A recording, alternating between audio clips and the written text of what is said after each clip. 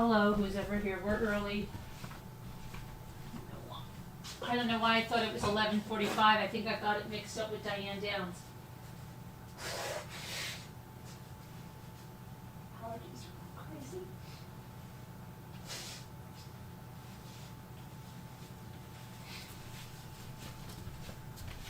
My allergy pill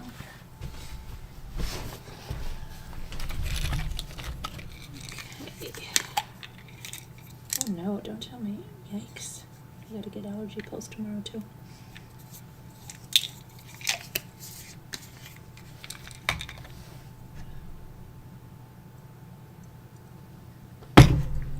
Okay.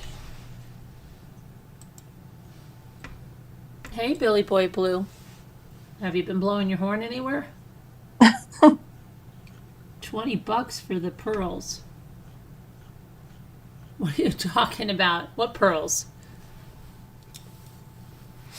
The pearls of wisdom that I'm throwing around in here? All right.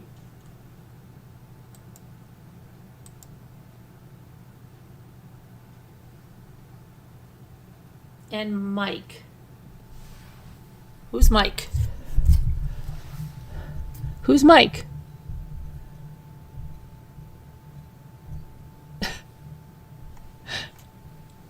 Okay, Billy. So let's see. Today, who are we going to talk about today? Oh, we're going to do Jesse's father. I think he is, let me see.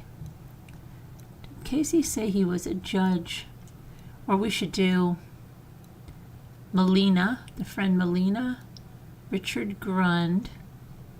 Let's do Jesse's father first.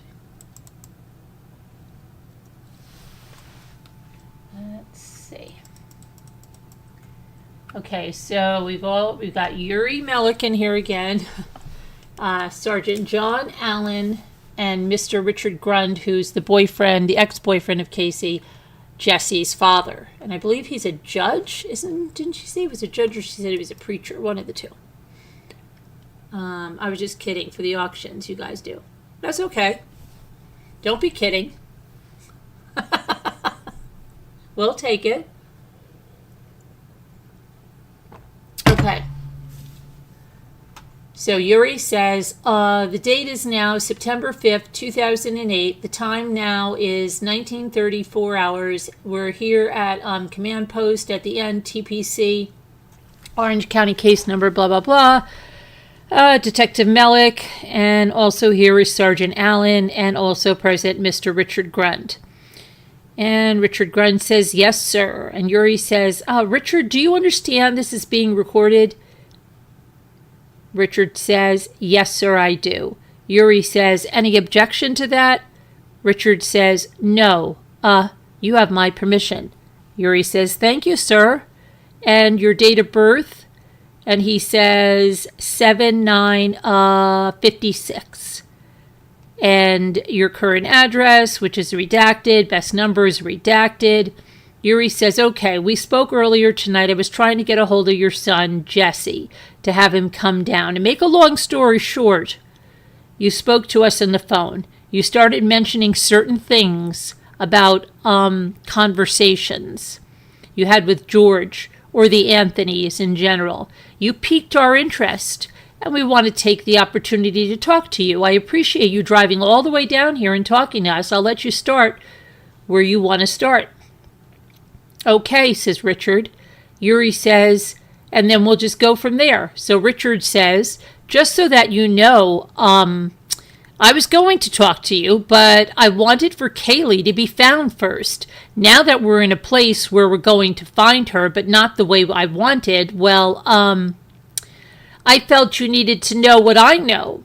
When this all first happened, Jesse immediately went and volunteered to the family, started passing out flyers, and I said, you tell George I want to talk to him.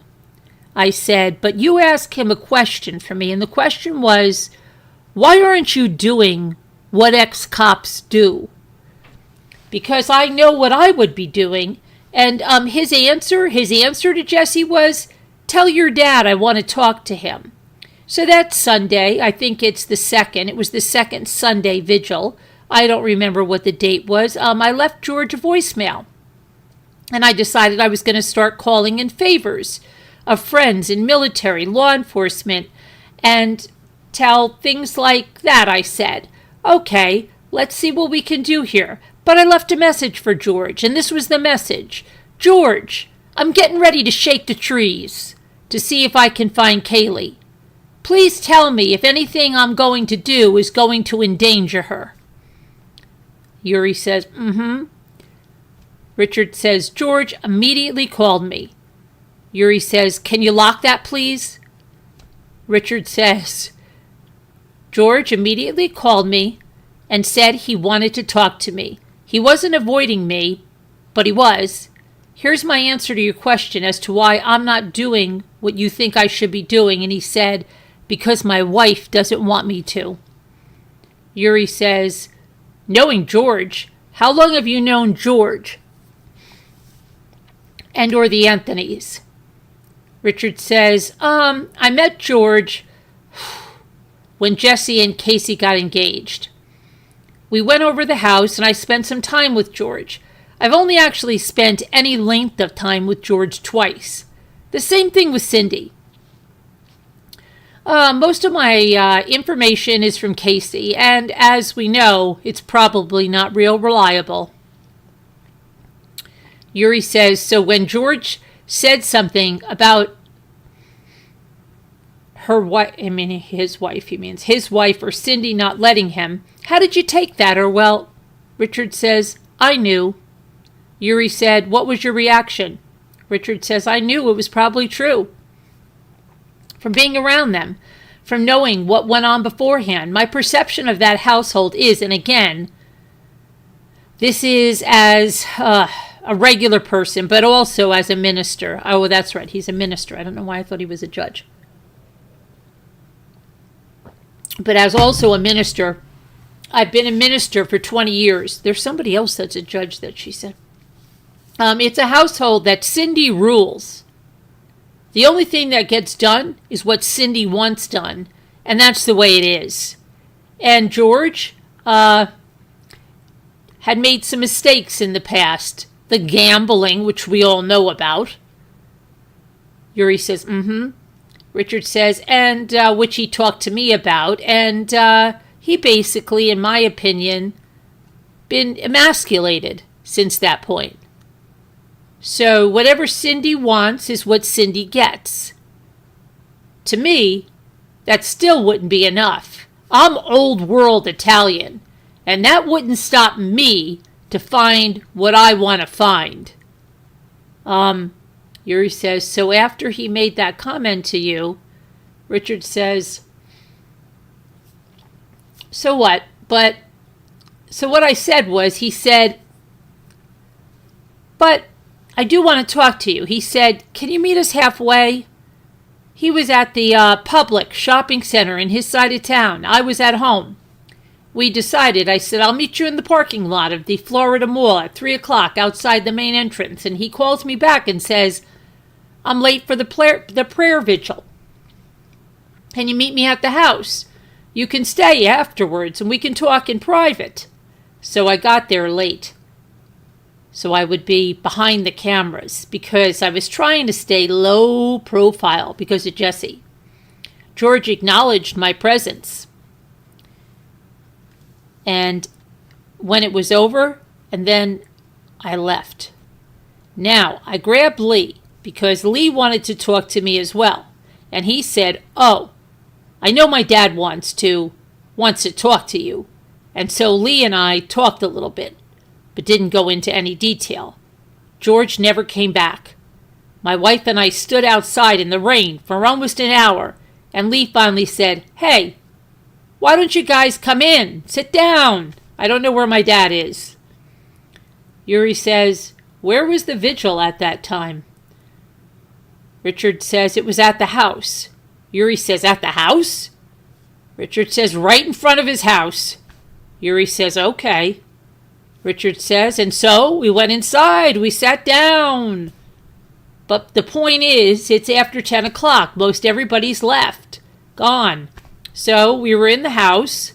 My wife, Deborah, and I, Cindy, Lee, and his girlfriend. I think her name is Mallory. Yuri says, mm-hmm. Richard says, okay. That's all who was in the house. George? I don't know where George is at this point. So we sat there. Lee and I talked. We went over what notes I had and what I was thinking. And Lee was pretty much, the same thing. Zenaida, Jeffrey Hopkins, the whole story. Hey there. Thank you for sending a membership in Cracked Pepper Molly. You got a membership from Ducky. Yay. Thank you. Thank Ducky. And Billy Boy Blue, you've been a member for 51 months. Yay. Okay. Thank you. Appreciate you guys. Saying he had all the emails, which I know what he forwarded to you, because he printed them off. Which, that night, while I was there, we sat there. Finally, Lee said, look, I don't know what's going on, but I'm really tired. It's 10:45. I gotta go. George comes out of a back room at about 11:05 in his shorts. Kind of shocked to see me, and I'm thinking, I just drove a long way. I'm really sorry. I got delayed. And I'm sitting there thinking, I'm trying not to get angry because of the situation. Yuri says, mm-hmm. Richard says, but I'm kind of insulted, to be honest with you. Okay? I cut him some slack, so, he starts hemming and hawing, and I'm thinking, what's going on here? And Cindy didn't really want to talk to me.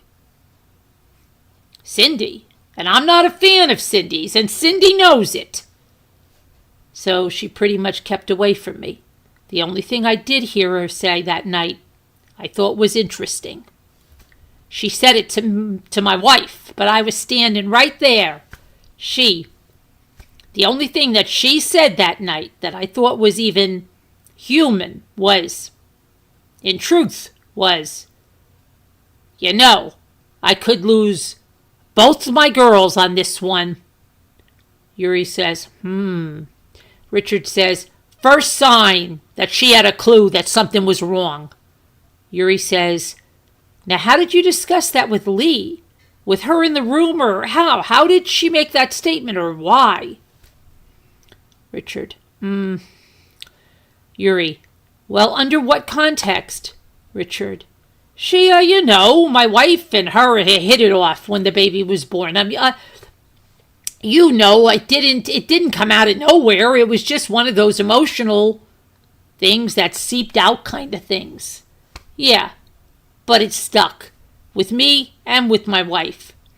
But then, as we were going to the car, because now it's 11:15 and I gotta go home, George walks out to the car. And I started asking him questions, and he said, oh, no, I wanted to talk to you, but something came up, and I forgot that you were there. And, of course, I didn't believe any of that. I mean, you asked me to come talk to you? So he says, what do you think is going on? I said, George, here's where I'm working from right now. I said, I have two theories. Something happened, and Casey has snapped. This isn't Casey anymore. Or Casey got involved in something that went wrong. And either she's hidden Caylee, or somebody's taken Caylee. And that's the one he was leaning towards. And I said, George, what's what? What's your daughter? What has your daughter got involved in? He goes, I don't know. Because Casey's always had issues. That's always his statement. Casey has issues. And then we talked about the smell in the trunk, and I said, if it's not Caylee, George, who is it? He said, I don't know. And I said, point blank, I said, George, "What is your daughter gotten herself into?" I said, "Because I'm just starting, and I'm starting to find things I don't like about Fusion and some of these people she's hanging out with." I said, "Something's really wrong." I said, "Casey's life is, in my opinion, not good, but it's a controlled mess up until the end of May, early June. Something happens to spin that out of control." He said, "Yeah, I don't know. It's this new crowd." And then, he just kind of blurted out about the whole job thing. He said, I know that she didn't have any of those jobs." He said, when she told us she worked at Sports Authority, I went there one day. They told me she'd never been there. And I discovered most of the jobs that she's told us she has never had, which, of course, I made a note of that, meaning, she wasn't working. So if she has a nanny, who's paying for her? Come on. That thing struck me when I was reading those notes about her story, about the Zenaida. Come on. It hasn't changed word for word since April of 2006.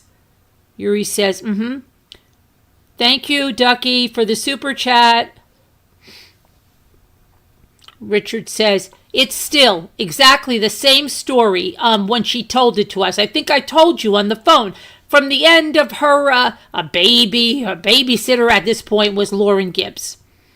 Yuri, Richard, "Lauren suddenly couldn't do it anymore. I think she was going back to school. Now she has no babysitter for Caylee, and she's supposedly working for Kodak at Universal." Yuri says, and this is when again? Richard says, This is March, April, and part of May, 2006.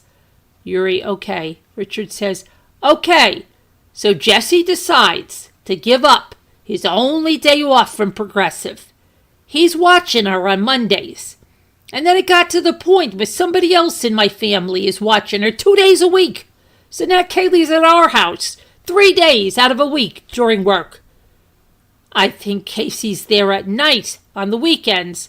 I don't have a problem with that because Caylee's a wonderful little girl, but I work out of my house. And this was a severe disruption to me, so I began to press Caylee about, he means Casey, have you found anybody yet? And when she finally said she found someone, as I told you on the phone, it was really odd. Rather than saying, yeah, I got that worked out. Or, yeah, I found this lady, Zenaida Gonzalez. And she watches my friend Jeffrey Hopkins' son, Zachary. And Zachary and Caylee play together, and they love to be together. So this will work out. And I'm thinking, wow, it's a whole lot of information that I really needed. And by this point, I picked up that Casey likes to tell stories. We started to all pick up that. Casey has a little problem with exaggeration. So that was the one thing that struck me. The other thing that struck me in this whole story, that Cindy and Casey are best friends. I can tell you, I will testify to the fact that Casey sat at our table over those months when Jesse wasn't there to talk to me and repeatedly said, I don't want to turn out like my mother. I don't want to be around my mother. I want out of that house. She hated her father for the whole gambling thing, and then that she even tried to get Jesse to move into a house before they got married. That's how bad she wanted out. But the reason that didn't happen is because I told Jesse, if you do that, I won't perform the ceremony. I said, if you want me to perform your ceremony, you can't live together beforehand. Otherwise, she would have hooked him into doing that. So she wanted out of that house so badly. She didn't like her mother, didn't like her father. Now, that may have changed in 2 years, but that was pretty adamant then. So my take on George that night was he must have told his wife that I was coming over, and she put the kibosh on it, or somehow something frightened him. Because we went in a 7-hour period of time of going, I want to talk to you, I got stuff, I want to tell you, to avoiding me. Yuri says,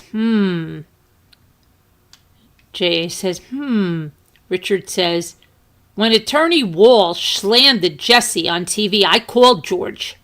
I wanted to know, was he in on this? I left a message. I said, George, I'm a little ticked right now.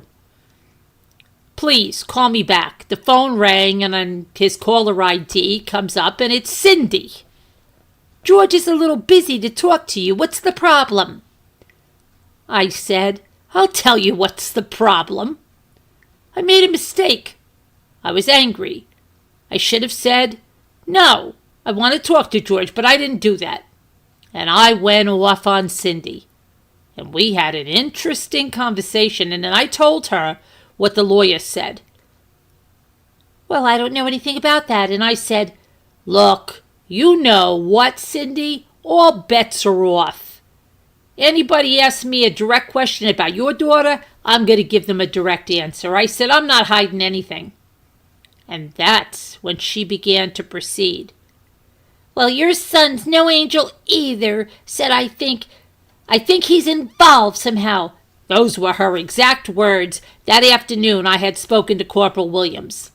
Says Yuri. Richard says, is that...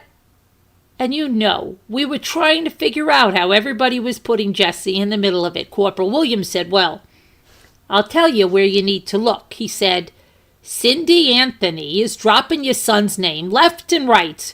And he said to me, she's telling people he's involved somehow. So when Cindy repeated to me word for word what Corporal Williams said, I said, you know what, Cindy? I was talking to somebody in the sheriff's office this afternoon, and they told me you would say that word for word. And so she said, you know what, Cindy? Here's what I don't understand. You're talking how special your daughter is. I said, she ripped Jesse off for $250. He paid a phone bill for her, and she gave Jesse a bad check. Her response was, well, she only did it once. Yuri. Richard. Saying, well, I guess it's okay. It was only once. Yuri says. Richard says, and then I said, but you know what, Cindy? Here's even worse. You knew Jesse was not the father of that baby. And the reason I know that is because George told me so. When the DNA evidence came in, he admitted that you both knew the math didn't work. I said, so you were going to allow him to take the fall for a baby that wasn't his, and I said, and even that he was still going to marry your daughter and raise Caylee as his own, and her exact words were, well, nobody put a gun to his head. Yuri. Richard. And I went, you know what, Cindy? This conversation is over. I said, you won't be hearing from me again. We're done. That told me right then and there a couple of things, in my opinion. Cindy's probably as delusional as Casey is. But it also told me that right and wrong were irrelevant. The ends justify the means, which is why I think we are where we are now. With numerous people coming back to me and saying they're working hard to frame your son. Somebody from Fox News called me and told me that all of Padilla's people have called me up and said, you better get on the move here. They are actively trying to frame your son. Yuri, when was your last conversation with anyone in the Anthony family? Was it that one with Cindy? Richard, no, actually, I'd been talking to Lee. Remember Yuri, Richard, I mentioned to you that, I had offered Lee somebody to talk to, and now he'd been using Jesse as somebody to talk to because he was frustrated, and then he began talking to myself, and after a couple of conversations, I told Jesse, I said, Jesse, I got a bad feeling we're being played. He said, you Do you think that Lee is playing all ends from the middle? I said, from the last conversation I had, I'm starting to question why he's so friendly with us and why he's telling us what he's telling us. Because he was telling me, well, you know, Lee would come right out and say it. My parents are out of control. We make a plan, what we're not going to do. We get outside. I mean, he was not being complimentary toward his parents. And at the last couple of conversations, he said, guys, I'm completely out of the loop. I don't even know what's going on around here. Yuri, when was the last conversation you had with Lee? Richard, I spoke to him 2 weeks ago. And the reason I remember is that somebody from Fox News called me up and said there's a name. We don't know who. And I said, who's that? All right, they said somebody named Kyle. Hold on a minute.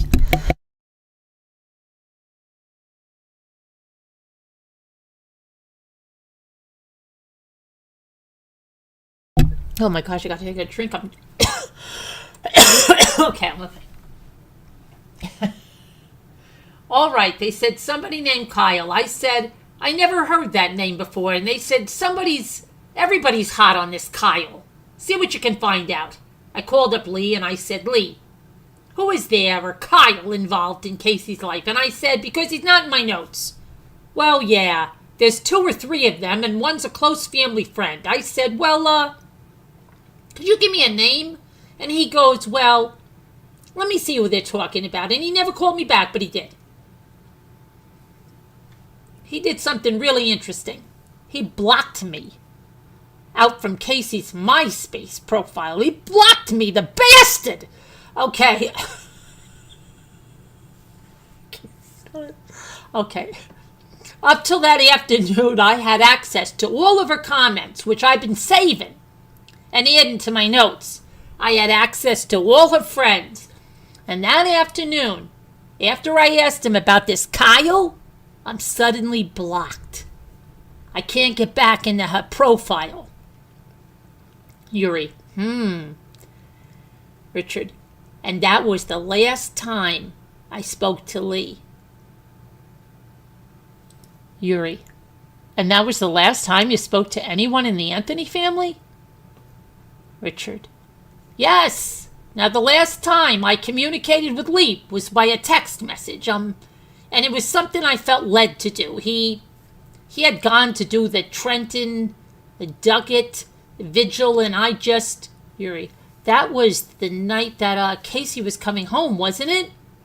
Richard, right, I think so. I sent him a text message, and I said, look, for what it's worth, I said, I'm proud of the way you handled yourself. I said, I think you're a good young man. Just keep doing what you're doing.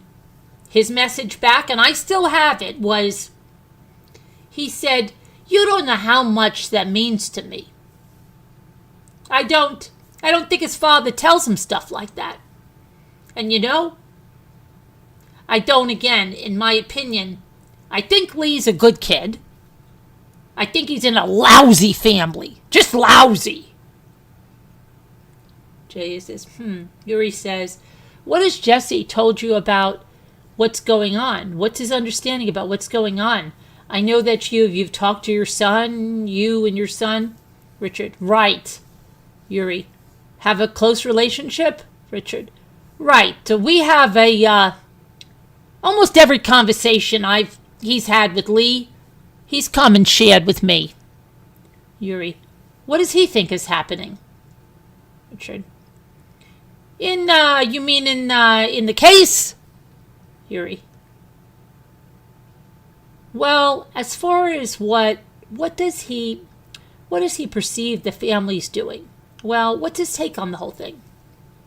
Richard, Yuri, what has he told you? Okay, the take is, and we're both in agreement that something changed. Well, first of all, we all know that Cindy's not, I'm sorry. Forgive me for saying that. Her story has never stayed the same. But the longer we go into this, just the more they circle the wagons. And the more the story gets honed in. I held out hope from the beginning that Caylee was alive. I really believed that Casey had stashed her somewhere, or somebody took her. The reason for that is, and I don't know what your spiritual beliefs are, but I can tell you when it was, because I still have my notes. On Friday, July 25th at 2:25 p.m., I was praying with somebody on the phone, and I had what's called an open vision. And here's what an open vision is, Christian faith. I could be sitting here looking at you, but I wouldn't be seeing you.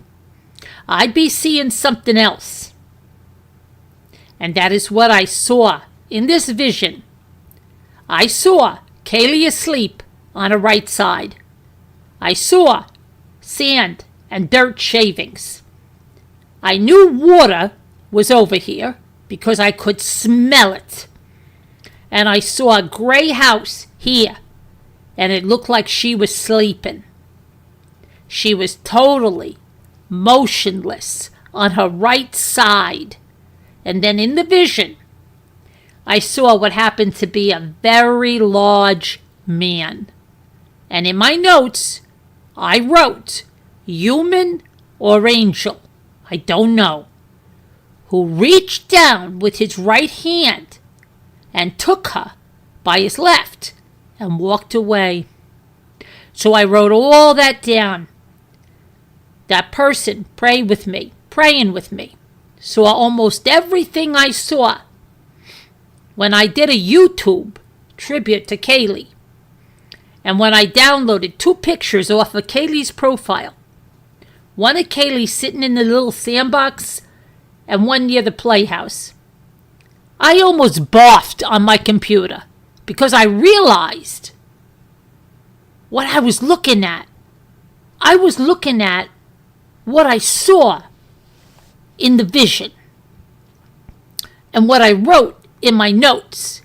And I told Jesse is, if anything happened to Caylee, that's where it happened. And I don't know where the dogs hit on, but that's what I saw. But I wasn't holding out hope that maybe the guy walking her away was somebody that came and took her, because from what I heard from her friends and also from Jesse, Casey had a habit of when guys would come over to the house and mom and dad weren't home, she'd leave Caylee unattended to be with them. And in Jesse's case, Kaylee's a baby in a crib. I could tell you. Yuri, Richard. I still read him the riot act for that. I said, you don't do that. Oh, that's big trouble. That's big trouble. As far as Casey, as a mother, what I saw, she seemed to be a doting, loving mother. And I may have said this to you in my first email. Caylee was the center of Casey's life. Without Caylee, she has no self-worth. She has no value. She has no way to manipulate family and friends to bail her out. Yuri, did Casey ever tell you anything about her mother and her mother in regards to who was the better mother for Caylee? Like, did her mother ever threaten her, saying, you're worthless, you need to listen to me? Anything along those sort of... Richard. Not that early in the game. There were issues, and when we went over for a family barbecue to introduce the families, it was obviously who lead dog was. Lead dog is Cindy, okay? And whatever she wanted to have happen, happened. She wore the pants in the family. Come on. George was totally emasculated, and if she wanted Caylee to do something, that's what got done. I never heard that. The only thing that I ever heard from Jesse is when the fights began. The fights began over Caylee. The fights began with, You love Caylee more than you love me. The only reason you're marrying me is because of Caylee. So this jealousy I'm hearing now, it makes sense because she had it then. Yuri. Did she ever mention to you this, aside from Zenaida, did she ever mention Juliette Lewis to you as a friend? Richard. No. Who's that? The actress that was with Johnny Depp? No, it's a friend of hers, she said. Yuri said of hers. Or this Jeff Hopkins? Richard says, yes. Yuri says, with Zach? Richard says, yes. That was the introduction. Yuri says, Zenaida, aside from... Richard says, the whole Zenaida thing. Yuri says, have you ever met any of these people? No, sir. Yuri said, do you recall ever being present in the room with her when she's talking to one of these people, or say, hi, Zenaida, how are you? Anything like that? Richard, no. At that time, no. Yuri, any other time? Richard, no. Yuri, do you know if Jesse had ever been in the room, or if Jesse's ever told you he's met any of these people? Richard, no. In fact, when she came in with this whole Zenaida thing, the same story, he'd never met her before, and he never heard of her before, and never met Jeff. These were all names that Casey gave us. Yuri, did he ever tell you about any conversations he may have had with her? Actually, during the time that she went missing, when Casey might have reached out to him and then asked her for advice or an opinion. Richard, right. Yuri, or said, hey, has he ever mentioned anything like that to you? Oh, excuse me, sorry, that was Yuri. We got to do that over again. Yuri says, or said, hey, has he ever mentioned anything like that to you? Now, Richard says, well, I asked, and I wanted to know, and I'll be honest with you. I wanted him to stay away from her. As much as I have compassion for Casey, and as much as I have mercy as I can muster, Casey hurt the family. She used us. She took advantage of us. The word betrayal came up, and I found it interesting. That's what's in Sandy's blog. So when Caylee went missing and Casey would reach out to him, he would tell me the time she came over to take the shower. Yuri, Richard says, his roommate's a friend of mine because I helped him get in there. Yuri, what's his roommate's name? Richard, Rick Oswald. Yuri, okay. Richard, he's a member of my ministry. Yuri, Richard, he's also, fifth degree black belt, okay? And he told me about meeting her, and I said, Jesse, don't you find it odd that Casey shows up at 10:30 in the morning and needs to take a shower? I said, what do you think she was doing there? Well, I think she was trying to seduce me. Well, what did you do? And he said, I got away from her and I played the Xbox. And I said, son, I don't think that's what she was doing. He said, what do you think she was doing? And I said, I think she was looking for something of yours. And if she needs a scapegoat, you're going to be it. She was in your shower. She was in your bathroom. She could have taken a pair of underwear. She could have taken some hair. I said, you have. At that point, he didn't think she was that diabolical. I did. There was no reason for her to be there at that time of the morning. And that's why I was going to suggest, if nobody has looked at the woods behind the Arden villas, you might consider it. Now it's long after Caylee's missing. Yuri, Richard, so I don't think so. Then again, it's at the point I don't know. After reading your documents, I've come to a different perception of Casey Anthony. Yuri, in the time that she was, I guess, getting along with your family and coming over as far as work is concerned, what did she say she did for a living? Richard, she worked at Kodak. Well, when it was Kodak.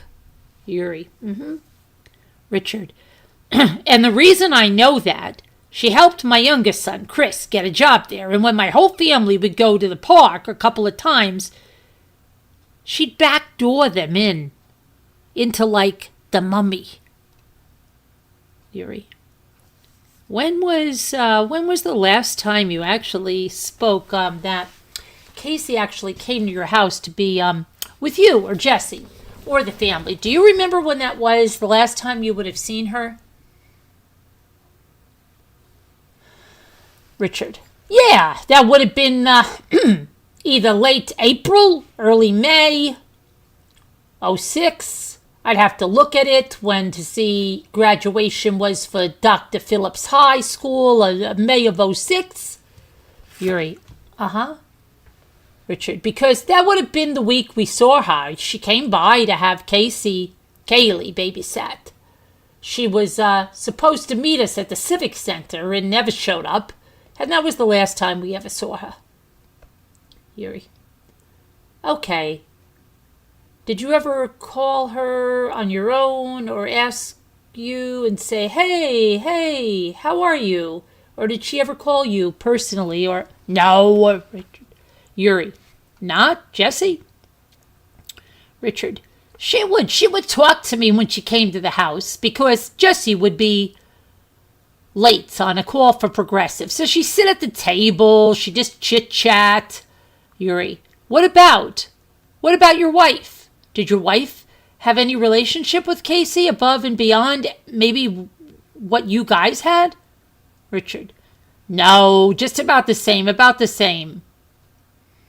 The other investigator, I stepped out for a few minutes, but I have a couple of questions. Did you ever hear that of any problems between Casey and Cindy the day before she turned up missing? Richard, the only thing I heard of was from Jesse, from Lee. J.A. and? Richard, and at that point, we don't know if he's telling us the truth. Hey, how'd it go? Okay. Jesse says, no, that's the other. What did Lee? Then he says something inaudible. He says, this is that other investigator. What did Lee tell Jesse? Richard says, what Lee had told Jesse was that the fight the night before had escalated to the point that Cindy had wrapped her hands around Casey's throat, was trying to strangle her. Oh, okay. Lee told this to Jesse? Richard, Jesse, right. J.A., okay. Did Jesse ever tell you about any other incidents like that where Cindy and Casey had trouble? Richard, that was the only one that I heard about. That was. Okay. Richard, the only one that I heard. Okay. Richard, and at that point, that's such bombshell stuff. I didn't know, we weren't sure if Lee was telling the truth or not. And also, and this may sound naive, we were kind of trying to stay on the inside. J.A., right. Did Lee ever tell her, oh, I'm sorry? Did Jesse ever tell you anything about Lee and Casey's relationship? Richard, the only thing I heard, and it was an odd relationship. It was kind of a, I first met Lee in '06. Mm-hmm. He's not the same young man. Right. He is now. He's very quiet. He's very withdrawn. He's off. You know? He's a Star Wars geek. Okay. Richard. The other thing I heard was that, they had I don't want to say a love-hate relationship, but if, what I'm hearing now is that, he was her protector. That's what I got. J.A. All right.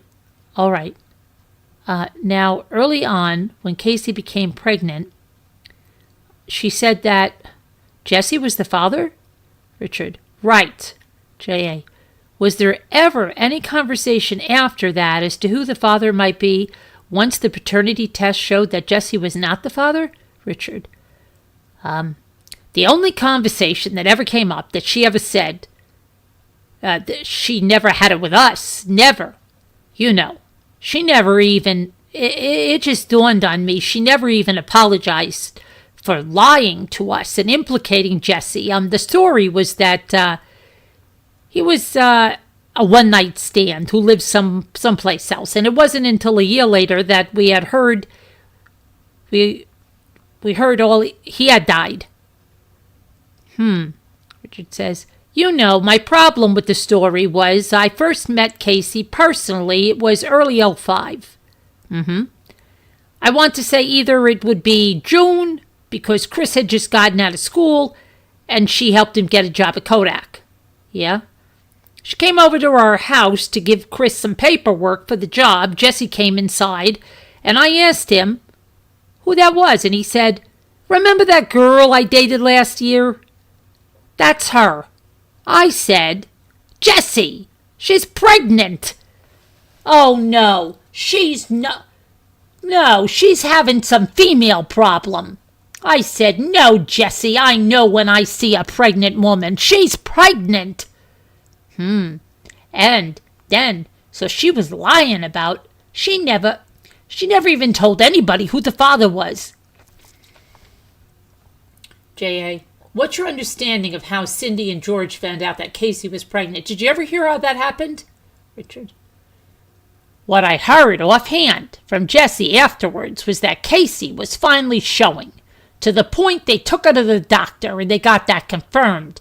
And then that would have likely been July of 05. J.A. Okay. I'm trying to think. Did Jesse ever tell you anything about Caylee that you think is important to us, would be important to us? Richard. Nothing that I haven't already seen in your notes about it. Jesse. I mean, not Jesse. John. Or whatever that guy's J.A.'s name. Jesse ever talked to you about any of this? Any of the people he went to the academy with and their relationship with Caylee? Or did he ever? Richard. Well, I knew about the whole Luciano thing before that blew up. J.A. How did you know about that? Richard. What happened was, after Jesse and Caylee broke up the second time, he finally accepted the fact that she wasn't the person he thought she was or wanted her to be, because when Jesse and Caylee broke up in May of 06, June 06, I had already gone to her MySpace page. I saved 2 pages full of comments between her and a young man named Adam. Adam is another. J.A. Adam and who? Caylee. J.A. Adam and Caylee? Okay. Richard. Yeah, and I don't know who's Adam's last name. I've been trying to find it. J.A. Right. Richard. The only reason I've been trying to find it is because he's another ex-cop, ex-boyfriend. J.A. Okay. Richard. He went to the academy and he didn't make it through, or didn't make it through FTO. J.A. Okay. Richard. And then the comments started in May of 05. And before that, they were even broken up. The comments were all lovey-dovey, romantic, we're together. And then I realized, she had already replaced Jesse. J.A. Okay. Richard. And I think with Luciano, The only reason I know about that, the fact was Jesse had mentioned that he thought she might be dating Luciano, but by that point he didn't care. J.A. Right. Richard. And then when it all came out, the fact that, yeah. But the only reason it came out again is his story that he met at the party, but really didn't know each other, which was not the truth. She knew him from hanging out with the guys while Jesse was at the academy. J.A. Okay, did Jesse ever indicate to you at any time, that Casey had problems as a child with her parents or none of that? Richard. Just in the stuff I already knew about the constant fighting with her mother. J.A. Okay. Richard. Because Jesse one night had gotten into it with Cindy. Oh boy, what a piece of work. At the house over him being there too late. And Cindy went crazy. She started screaming at him, J.A. At Richard. Dropping the F-bomb. J.A. At Jesse? Yeah. J.A. When was that? Richard. Phew. Caylee was born, so it had to be after she was born, probably late 05, early 06. J.A. Okay, all right. Now, the only thing I found interesting in this situation with Casey reaching out to Jesse, I asked him this yesterday. I said, going over all the notes, the timelines, I said, Jesse, why did Casey reach out to you for a gas can 2 days after the car's already broken down? And he said, what do you mean? I said, according to Amscott, and I had just read the reports, I said, that car had already been there for 2 days. All of her friends are in town. Nobody's gone. Tony's there. Why is she asking you for a gas can? And he said, I don't know. He said, but I didn't. I didn't do it. She wanted to drive all the way to the house to borrow your gas can and come back. He goes, why does that bother you? I said, I'm going to tell you why it bothers me, okay? I said, if this girl was actually trying to implicate you, she wanted your fingerprints on her car. J.A. Well, we just need to sit down with Jesse and talk through a lot of this stuff, what we're going to need to do. So, Yuri, I don't know if you talked about the airplane that we're trying to facilitate that. J.A. No, and I actually talked to Savage, so when we finish up, we'll talk about that. Yuri, okay. Richard, does Jesse have a problem? J.A. No, we. Yuri, no. J.A. We're trying to get him here. Richard, okay. J.A. So we need to talk to him. Richard, all right. Yuri, the only thing that, again, the reason that I called him, I guess the reason he called you and you got involved in this, is whenever somebody gives a statement, especially normally in a statement in a case, we get like face-to-face personal. Richard, okay. J.A., yeah. Yuri, we need to get it recorded or written. That's just, J.A., yeah. Yuri, that's the way, our rule of thumb.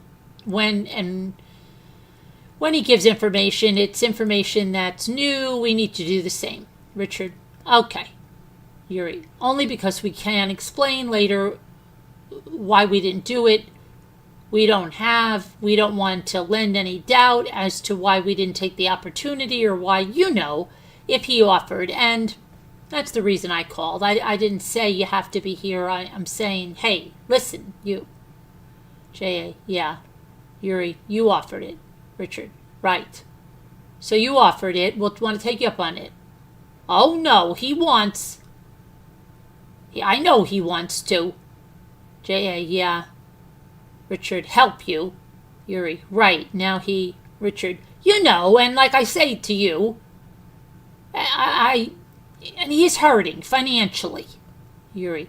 And he's never said anything on the contrary, and we have no reason to doubt that. But because he brought up new information, especially about Lee and the fact that they're fighting in the house, Cindy and Casey, that's important to us. It's very important to us. Richard, okay. J.A., we just need to get a statement from him. Yuri, that's all, yeah. J.A., regarding a lot of stuff. Richard, oh. J.A., and we need to be here. So we need to have him here, so that's what, Yuri. And that's why there's, J.A., we're trying to work that out, Yuri, as opposed to having somebody else meet with him, J.A., right, Yuri, and someone else asking questions, and not, J.A., right, Yuri, not, say he mentioned something and we go, wait, you know what? You never mentioned that. Oh, hey, yeah, you did. And I want to kind of bring up that topic. J.A., right. Yuri, again, we're the ones the most, J.A., right. Yuri, capable of doing that. J.A., right. Yuri, and we don't want to pawn it off. J.A., right. Yuri, on someone else, and then Richard. No, I understand that. Yuri, or then have to call Jesse. Richard, I understand that. Yuri, again, and Richard, I understand that. Yuri, so that's the only reason that we wanted to talk to him. J.A., we just need to get him here to sit.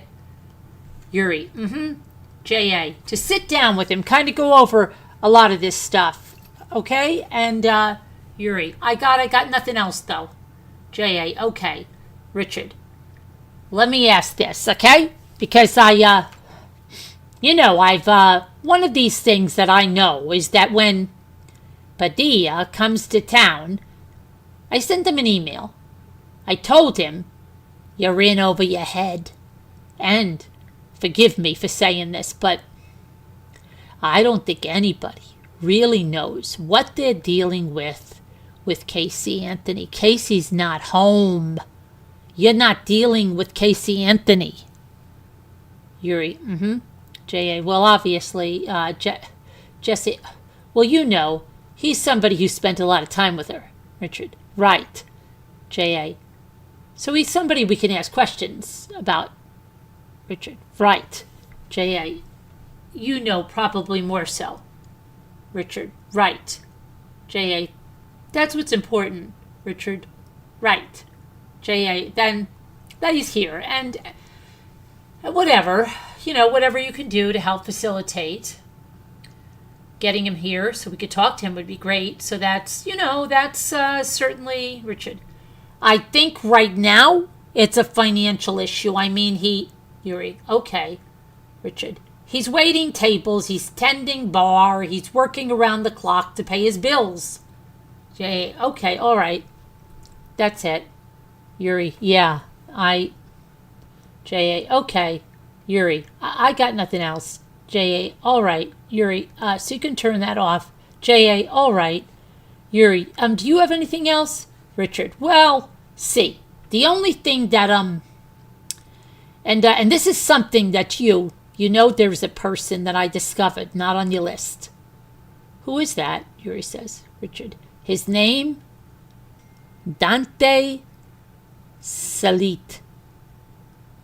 Yuri, Dante Salit? Richard, S-A-L-I-T. J.A., who's he? Richard, he's a member of the little tattoo crew. Sean Daly, all those guys. Yuri, Richard, Dante worked at Don Reed Ford in the parts department. He lived at Sawgrass Apartments and he moved out on the 17th of June. Yuri, okay, Richard. And I know he's in town because his MySpace page has been updated. MySpace. Yuri, and? Richard, he went to Colonial High School with Casey. Yuri. How does his name come up? In what respect, aside from the obvious, Sawgrass? Richard. Like I said, I've been working with Padilla and his guy, Rob, and we've been bouncing ideas off each other. And both Rob and I said there's got to be somebody involved here that we don't know about. Casey's not this smart. Yuri. Richard. Even if she is the one who did it, she's not this smart. And so we began to look at names that hadn't appeared. And his name just suddenly jumps out, you know? There's a guy. Well, Sean Daly. He interviewed him. Yuri. Richard. Well, if you go to his, he has a bunch of MySpaces pages. Yuri.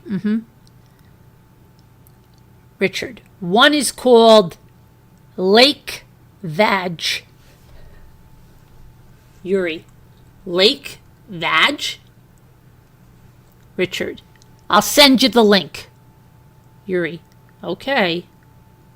Richard. I think the Vag stands for vagina.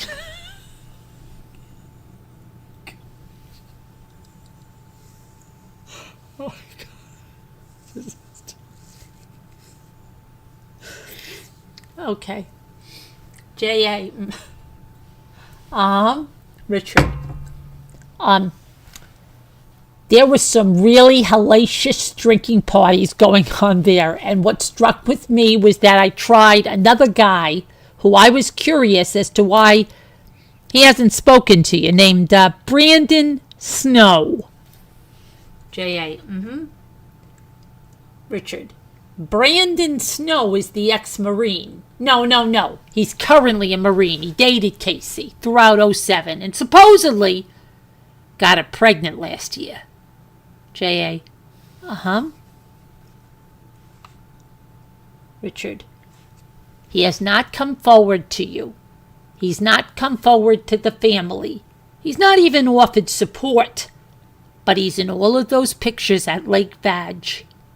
Drunk as a skunk with Sean Daly, his brother, this guy, Dante.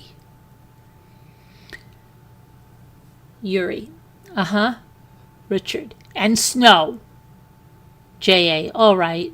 Yuri. Did Jesse mention he knew any of these people personally? Richard. No. He didn't mention any of them. I was the one, I don't know. Who was that asked him, Jesse, were you in Casey's area? Somebody saw your pickup truck and your color hair. And so I went digging. And Brandon Snow, from a distance, and his silver pickup, Toyota pickup truck, which goes off-road, matches him perfectly. In fact, the Padilla's people picked up on that too. Even before I offered that to them, they said, we got a guy that looks like Jesse from a distance. And I said, you're going to tell me Brandon Snow and his yellow Toyota off-road, aren't you? Yuri, yellow or silver?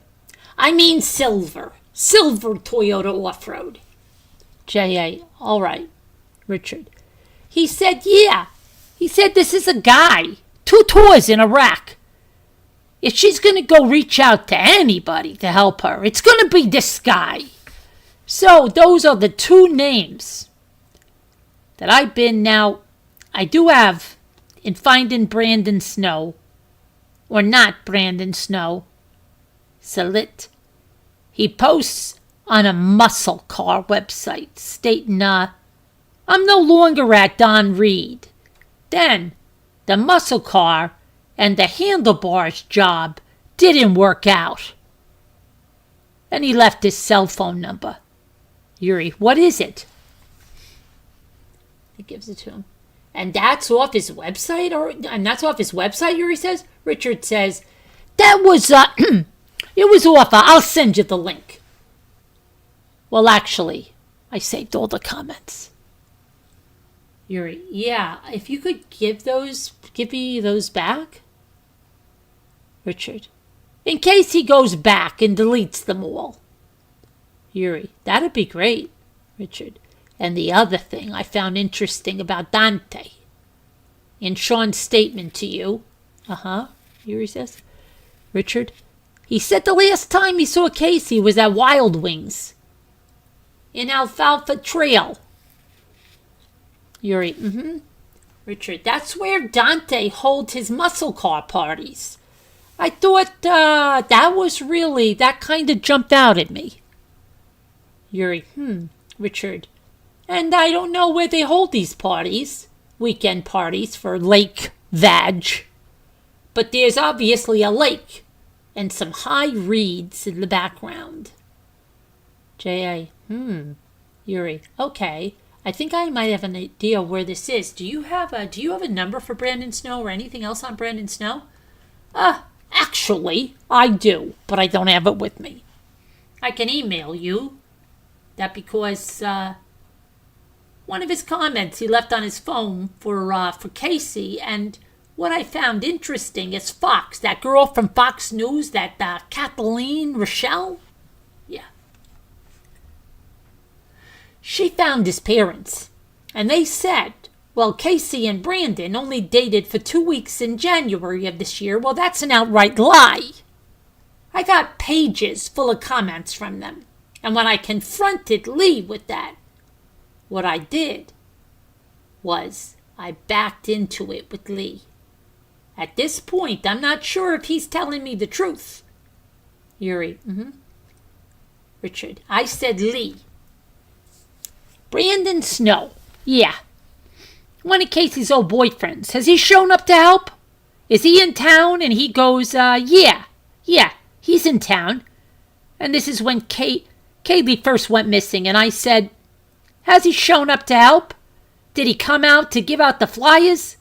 Did he ever call up to say anything I can do? He said, no. He hasn't dropped a dime at all on us.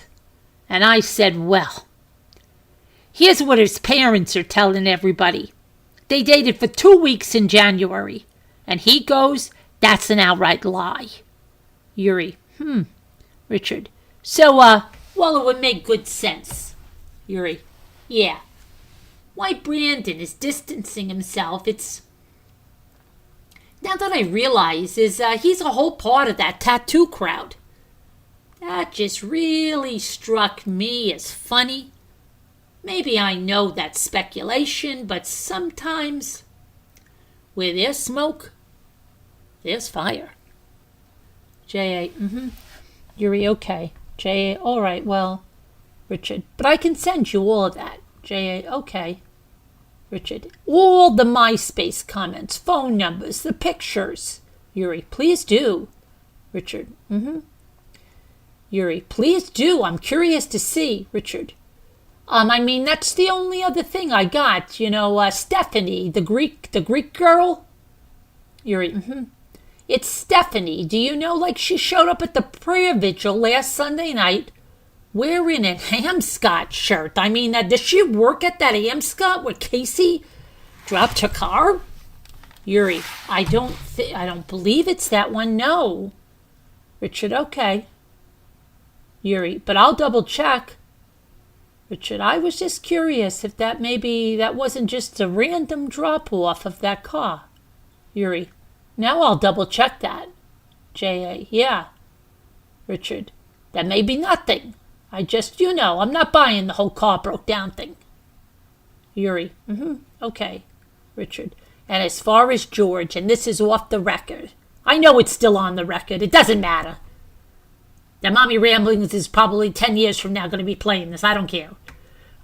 Yuri, I can turn it off if you want to say it off the record. No, that's okay. It's just a random question. I don't see anywhere in the report from Johnson's that they told them the car was out of gas.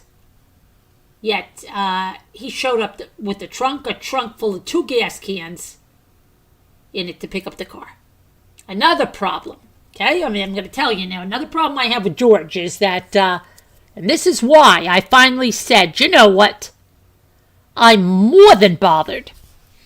June 24th, when he discovers that she's the one who broke into the shed, he's pretty cool about the fact that she played him. Gee, Dad, I feel so bad about what they did to your shed. And then he finds out the gas cans in the car. Where's Caylee at that point, and why aren't they concerned that Caylee's not around? You don't have to answer that. But that's a question that really bothers me. Yuri, it's a good question. Richard, especially when you're telling everybody you haven't seen or talked to your daughter in 30 days. Yuri, Richard, I'm sorry, June. J.A., well, we'll keep that in mind, what they're saying. They said a lot to us that they haven't said publicly, so, Richard, I understand that. J.A., okay, Richard, I understand that. What? Yuri, Richard, I understand that, but, well, any information I give you, any information I get, because I still have people looking, I'll pass on to you. Yuri, I appreciate that, I do. Thank you very much. Do you affirm that everything you just said is the truth? Yes, sir. Okay. That's the end of that. Now, you're going to go to Melina. But hold on, I'm going to get some tea. Hold on, I'm going to get my tea. Hi, Val Ventura, how are you? You snuck in here, Twisted, Sassy, Nora. I see you, Billy. Tilly, I see you, Tilly. I see you. All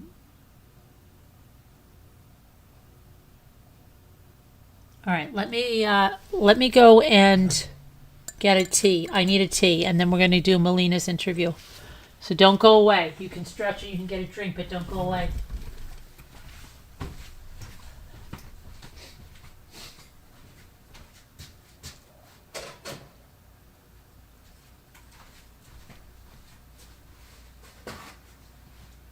My allergies are... I don't know what's going on. I moved something, and I don't know if there was dust or whatever, but I started to sneeze. I took my allergy pills, but I don't know what's going on. Let's see.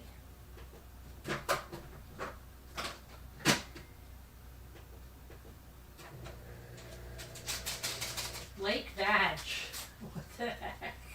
Oh my god. Oh my gosh.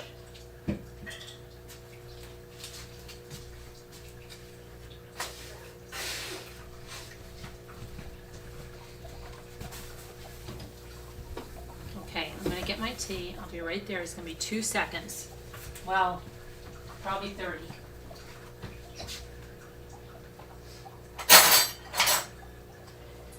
Then we're going to Melina.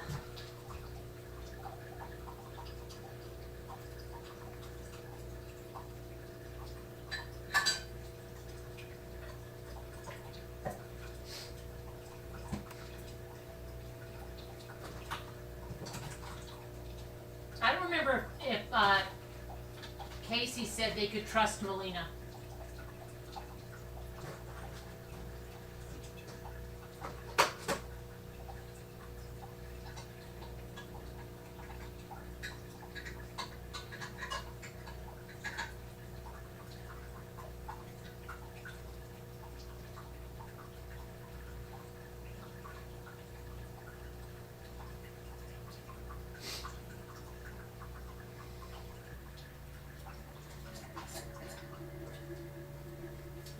Remember if Casey said they could trust Melina?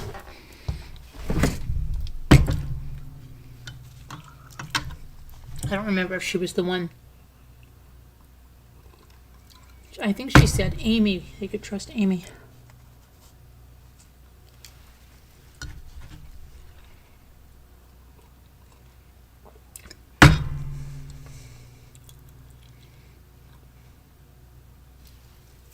Okay.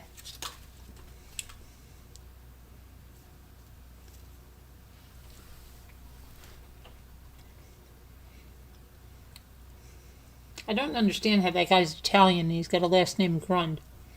That's not an Italian name.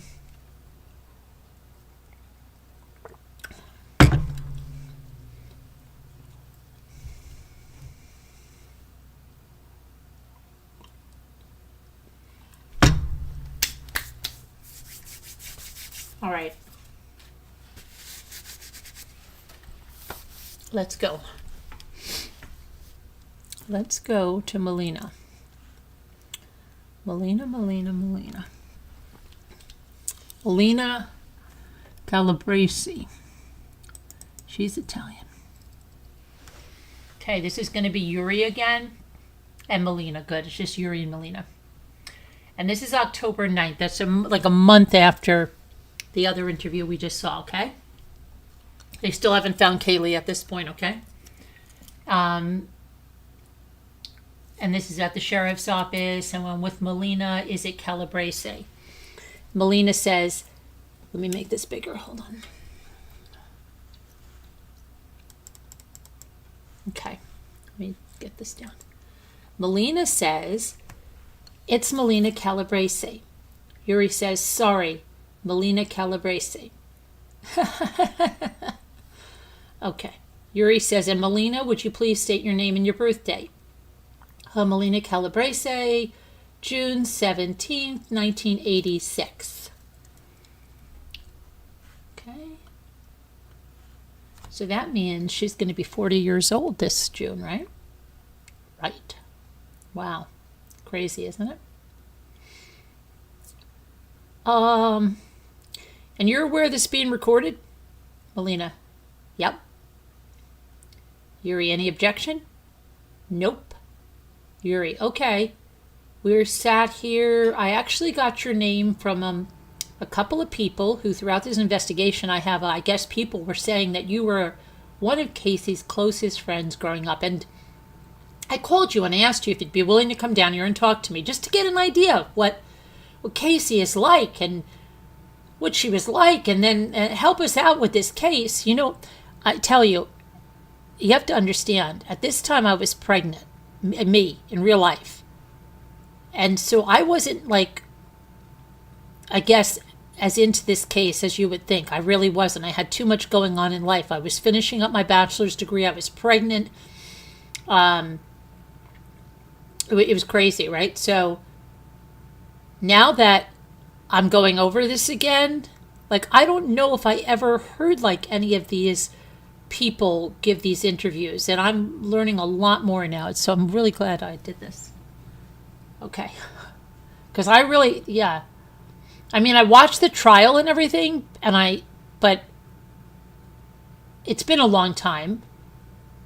But I do feel like, in any case, you would be refreshing yourself. But I just hear things that I don't remember any of this stuff with the friends or reading any of this stuff ever. So it's good. So, okay, and I asked you if you'd come down and get what Casey's like, and then help us out with the case, and you agreed to come down, and I've had the door open, I guess, for the past hour, and we were just talking about what we're going to go over and seeing if there's anything you could help us with, and I think now I closed it so that we could have privacy, but obviously you can get up and you can walk out at any time. Melina, right. Yuri, I just want to make sure you don't think you're trapped in here. Yuri, and you have to talk to me. And with that being said, we spent here and talked some time about your relationship with Casey, and I guess I want to ask you briefly, starting from when you guys first started hanging out. You told me you guys were best friends from like 7th grade on and off until recently. Tell me a little bit about how you started to become friends and how she was like in high school. Melina. I gotta get a sip of tea, just hold on. Okay. We met in 7th grade. We had the same English and I believe math class as well. We sat next to each other and we started talking about boys. And our friendship began, I guess. a beautiful love story. And through high school, we hung out. We had a good time. We were always known to go out and be social with everybody, but we never did anything crazy. And we've just been good friends, off and on since then. Yuri, you said something about having a boy obsession or something in high school. What do you mean by a boy obsession in high school? Melina. Oh, we bounced from boys, having crushes on boys. Yuri. Okay. Melina. A lot. I mean, we would talk about one boy in one class and the next boy in the next classes and, what I feel is typical teenage years. Yuri. Did you guys ever party in high school or go to parties? What was that like? Melina. Our senior year we went to a few parties. We just hang out really. That was pretty much it. I didn't do a lot of partying. So we just if we were at the same party, we were there. That was nothing crazy ever happened. Yuri. Did she do more partying than you as far as go to more parties and stuff? Melina. Oh, no. Well, not that I went to a lot of parties, but I don't think she would. I went to many parties at all. Yuri, what about drinking and smoking or using drugs at these parties? Melina.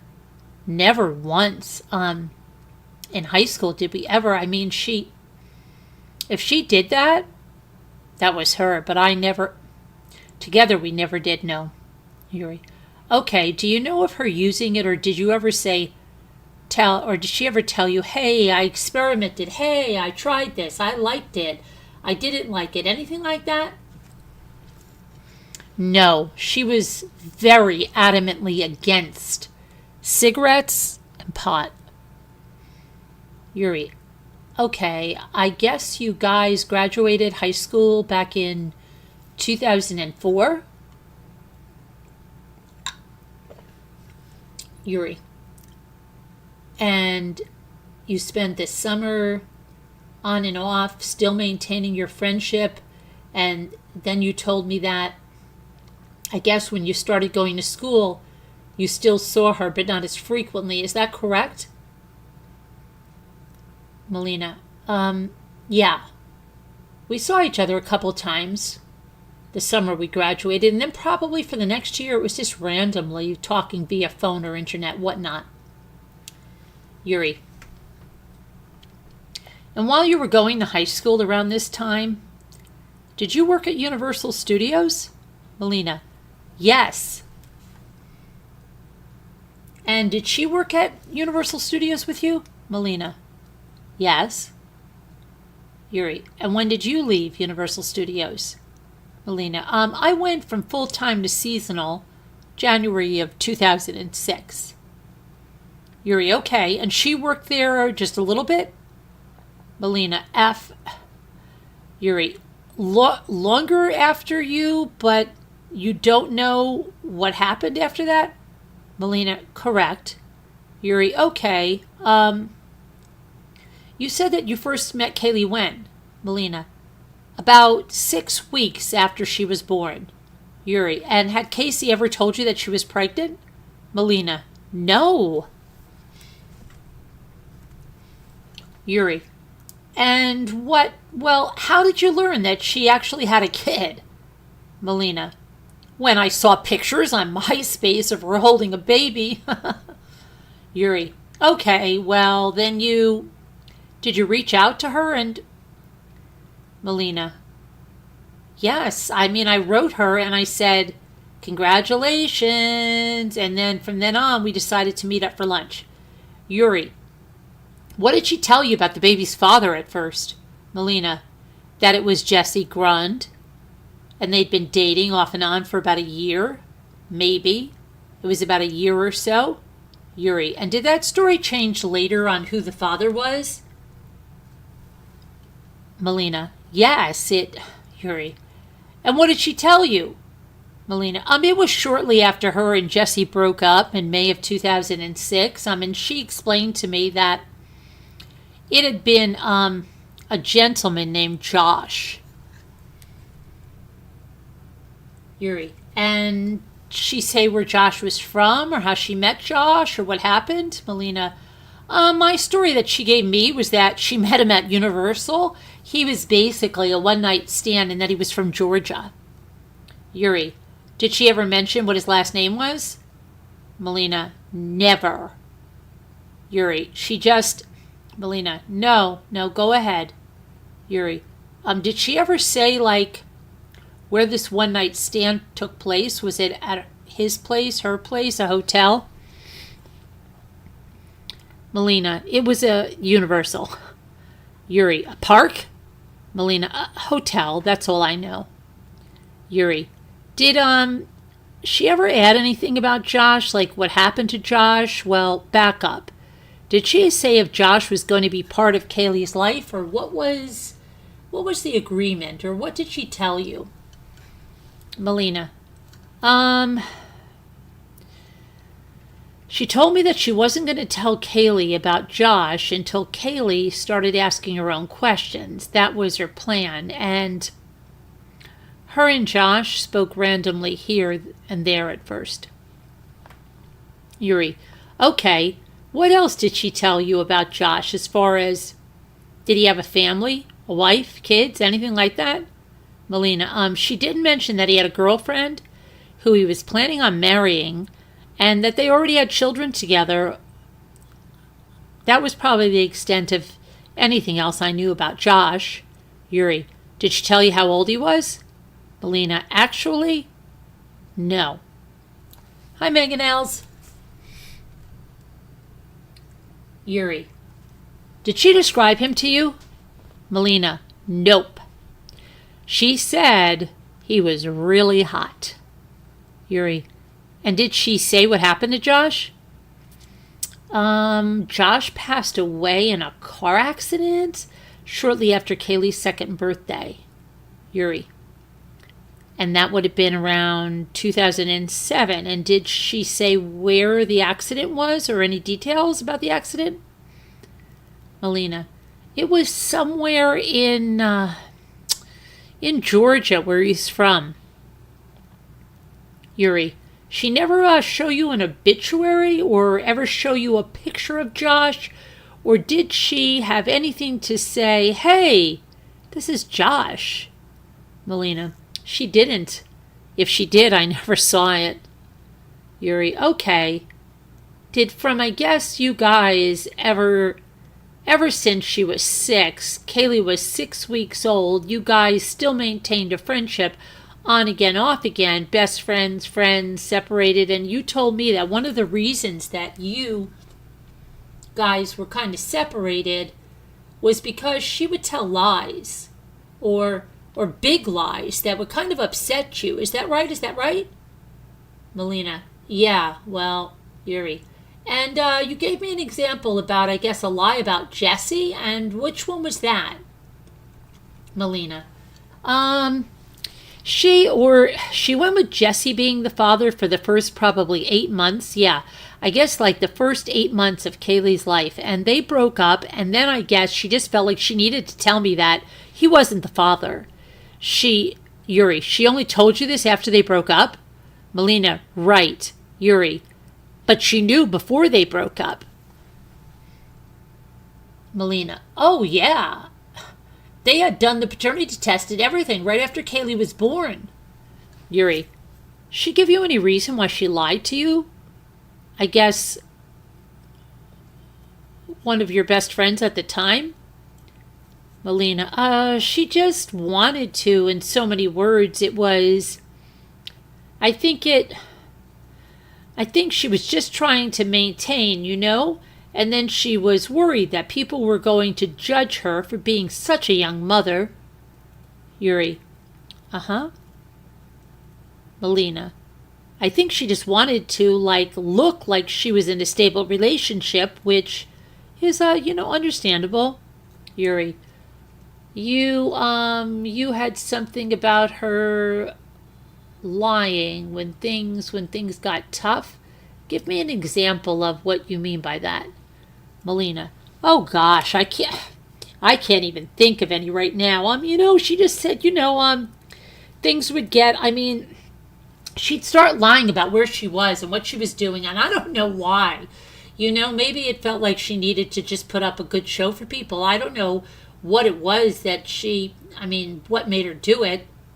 Yuri, you mentioned a good show. Before we got on tape, you said something about her. Like, if you said you were dating your boyfriend, and you and your boyfriend would go out to dinner, a couple of days later, she would come back and go, oh, me and my boyfriend are going to do this. And we kind of determined that she had a certain type of competitive nature. Is that correct? Melina. Oh, Yuri. Or Melina. She had a slight one when it came to that kind of stuff. Yeah. I'm not sure I would use that word, Yuri. Like, she would want to one-up you. Melina. Yeah, I guess that would be a good way to put it. Yuri. You said something about putting bits of truth to make a lie. When we talked about that, you said something along the lines of this.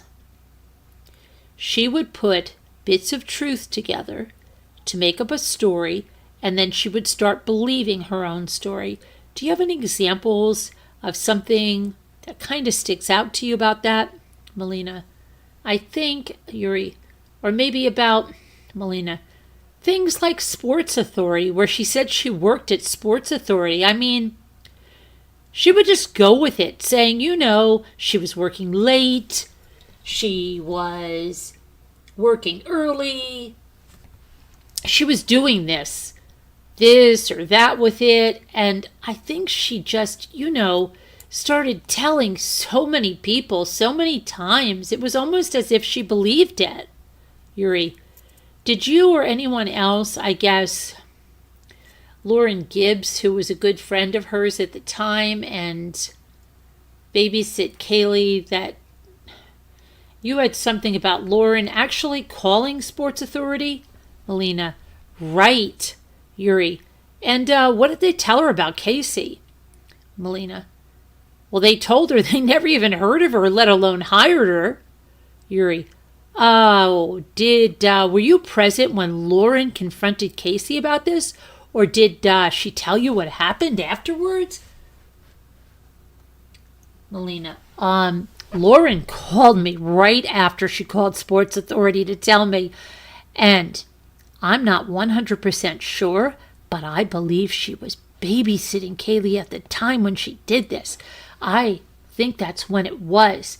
She called to speak to Casey, and they said they didn't even know who Casey was, let alone that she worked there. So she called me, and I just told her, I'm like, you need to tell her straight up, girl. You already called the job, and you need to confront her about it and see what she tells you. Yuri, and did she? Melina said she stuck to it, that she worked at Sports Authority. Yuri, even after Lauren says I called? Melina, uh-huh. Yuri, did she give an explanation as to why they said she didn't work there? Melina, did they give an I'm sorry, can you say that question again? Yuri, did the Sports Authority ever give did Lauren calls Casey and confronts her, hey, I called Sports Authority and they're saying you don't work there. Did Casey ever say, well, no, that's not true, Melina, yes. Yuri, did she give any explanation as to why Sports Authority would say that? Melina, no.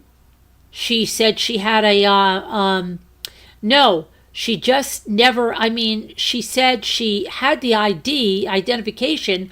She said, I think maybe I don't know. She said that because she was didn't have a home sports authority that they maybe didn't know her. Yuri. Did Lauren Melina either? Yuri. As far as babysitting Caylee, was that kind of what separated, what kept Lauren from babysitting Caylee anymore? Was it because of Casey going and doing her own thing as opposed to actually working? Melina. Right. Yuri. You mentioned last time you actually saw Casey, or that you believe you saw Casey, was this year at her birthday, right? That was in March. Melina. Yep. Yuri. And she was supposed to show up at your birthday back on the 17th of June, and she never showed.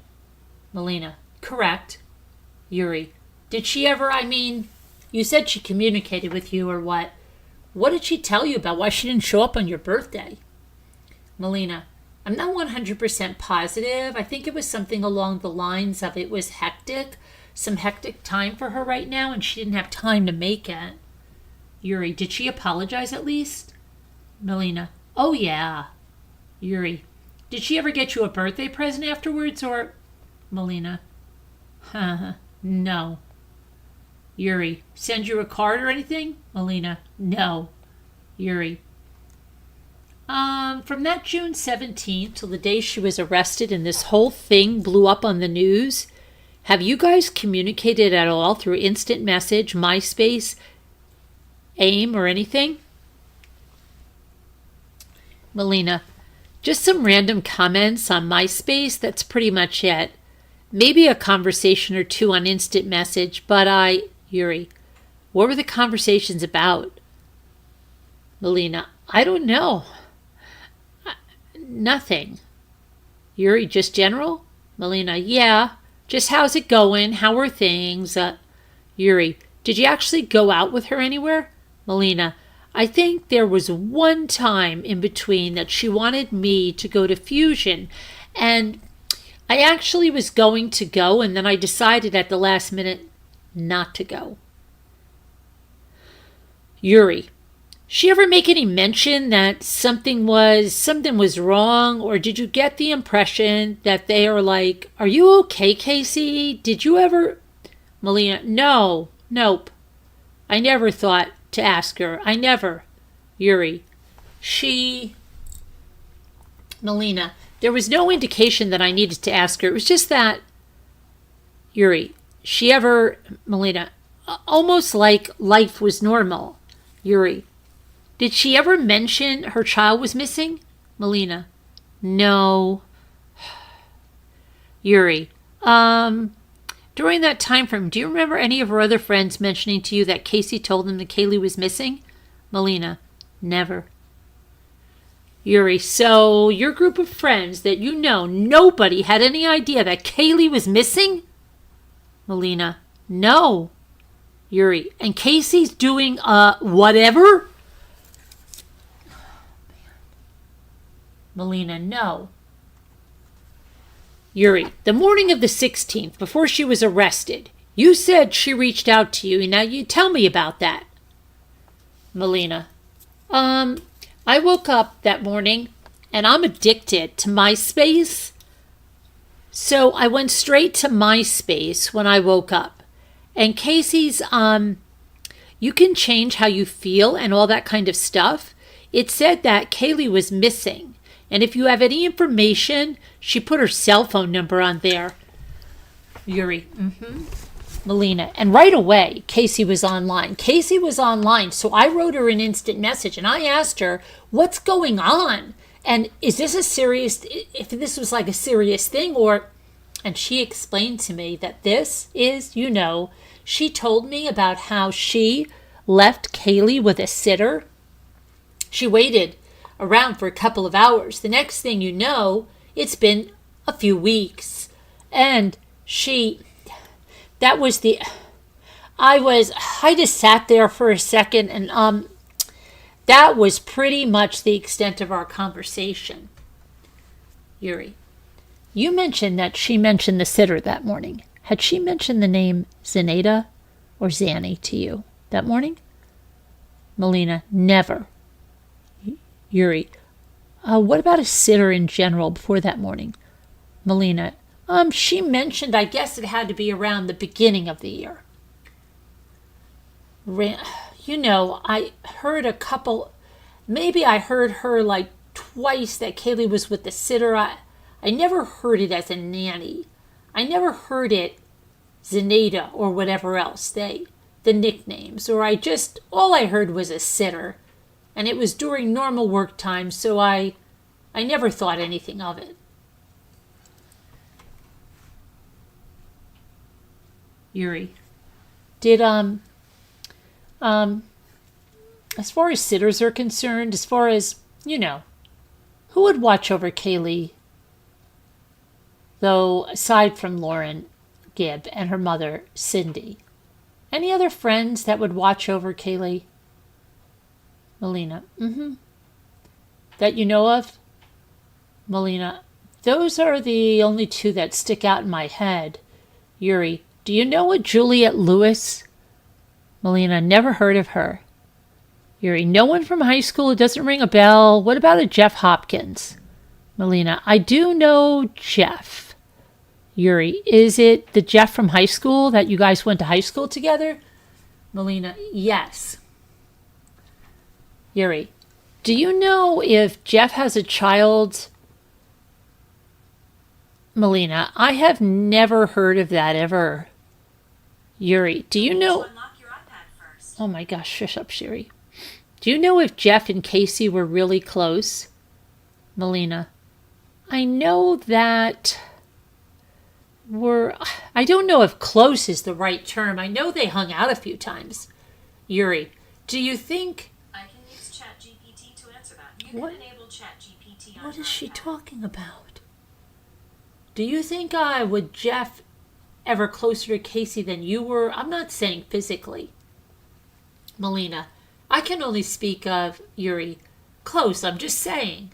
Melina, no, I understand. I would say no. Yuri, okay, so if she wanted to confide in you, Melina, I would think. Melina, she would come to me before Jeff, yes. Yuri, has she ever confided in you about her relationship with her brother Lee or her father George? Anything negative about the relationships between them? Melina, I never heard a negative thing about Lee between her from Casey. I know she wasn't the biggest fan of her father. Yuri, okay, and did she give you a reason why? Oh, she just said they didn't see eye to eye a lot, Again, it was almost like, it's just like they didn't see eye to eye on a lot of things. Yuri, what about her relationship with her mom from high school to current time? How did it get worse? Did it get strange? Yeah, how would you describe it? Let's see here. Melina, during high school, I believe I would say, your typical mother-daughter relationship, We thought our moms were too strict and didn't give us enough leniency and freedom. After high school, I didn't hear much about her mom until after Caylee. And after Caylee, there were a few times where she felt her mom was being incredibly, I'm not quite sure what the right word would be, but there was a strain in their relationship when it came. Yuri, could it be controlling or bossy? Melina, overbearing almost pops into my head. I almost think Casey felt like it was her daughter and she could choose how it was she wanted to raise and discipline her. And Yuri, Cindy felt like it was her daughter, her mom? Melina, Cindy felt like there were times that Casey wasn't doing motherly, a proper mother. Yuri, Such as what? Give me an example. Give me an example. Melina, I honestly don't have. I don't have any examples. I just remember Casey being upset that I think it just came, when uh, I know of their fights where Casey would want to go out and either Cindy wouldn't let her take Casey or Caylee out with her, or she would only watch Caylee for so long, which it can be understandable in some terms. I think Casey just doesn't like to be told what to do. Yuri. Did her mother ever make a mention about being a better mother or that she's a better mother to Caylee than Casey is? Melina. I don't know if those are the right words, but there were a couple. She implied that she can do a better job at it, I guess. Yuri, Melina, Yuri, Cindy could, Mom, Grandma could. Melina, yeah. Yuri, did she ever tell Casey that she should be spending more time with Caylee at home as opposed to going out all the time? Melina, I never heard that myself, but I heard from Casey that Cindy had been saying that she should be spending more time at home and occupying herself with her daughter rather than. Oh my gosh, I gotta check the fire. Hold on a minute. Hold on a minute. Hold on a minute. I haven't loaded up the fire. Oh my gosh, you guys. Hang on.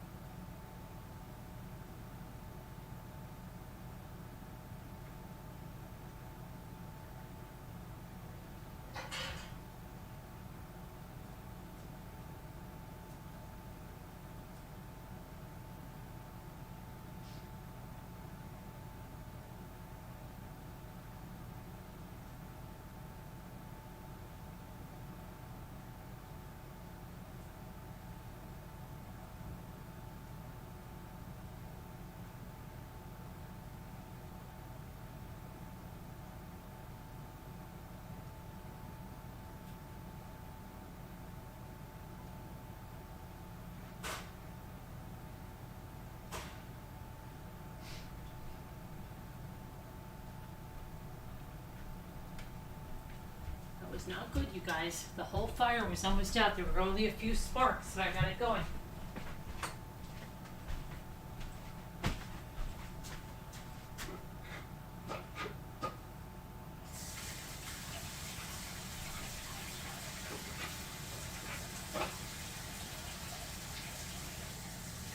So Someone's got to remind me in like 40 minutes.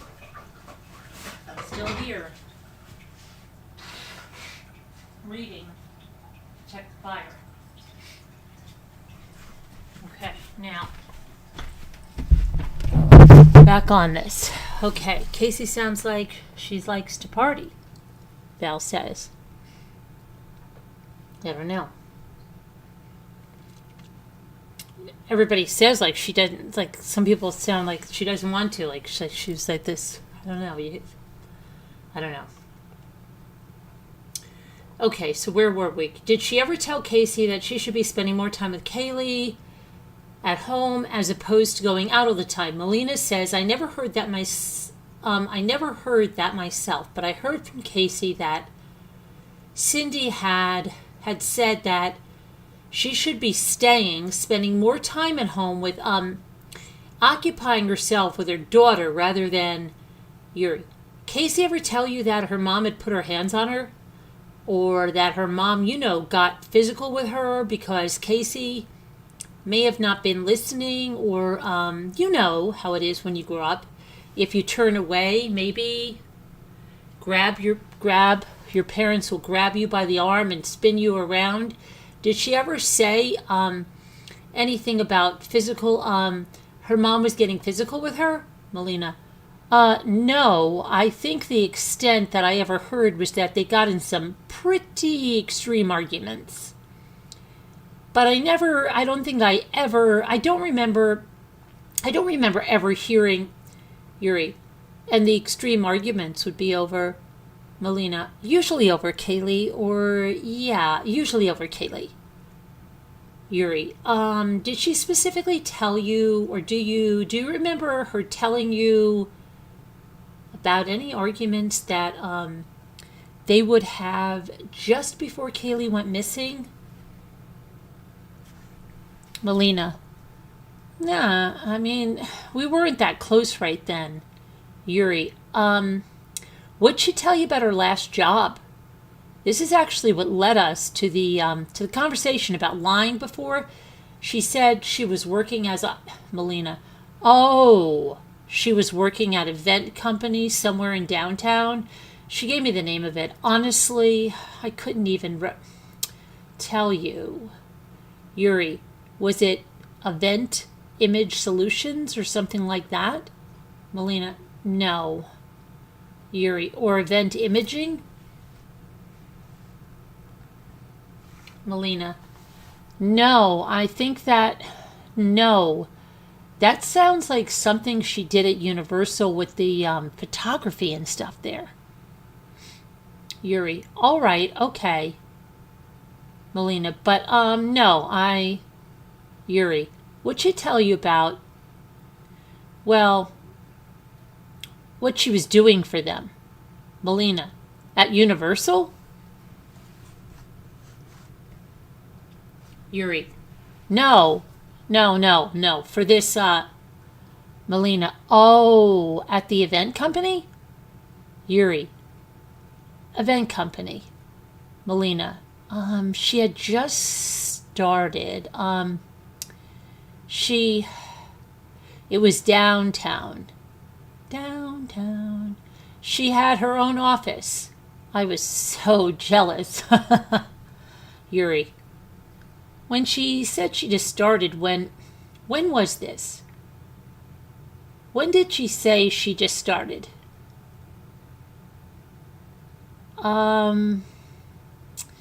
It had to be, I want to say it was right before her birthday.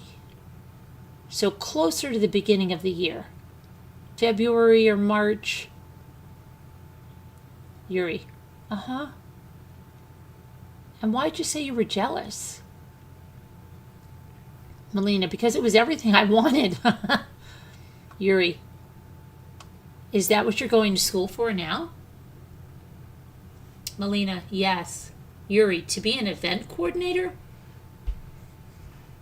Melina, to be an event, yeah. And she wasn't in school, and she'd gotten that job that I wanted, even if it was just the beginning. I mean, I remember it was like an entry level job, but that was how she got. Her story for me was that she started at Fusion, the Fusion gigs. Yuri was through this company, and that's what Melina. They were sending her out there to help promote it, and then she would go out there, which is typical for an event coordinator, event planner, especially when you're first going in. Yuri, Melina, to your job market as such as that. Yuri, you mentioned Fusion, and obviously, with the ton of pictures out there for Fusion, you made a comment about the pictures, saying it was just not her. Melina, right. Yuri, tell me about that. Well, why isn't... Melina, Caylee and I have had plenty of good times since high school, and even in high school, since high school, neither of us were really the club going out at least as frequently as what her pictures appeared to be like. Yuri, Melina, we went out every once in a while. Big deal. It seemed like those pictures were just coming out all the time. Yuri, what about her actions on those pictures? Melina, and that.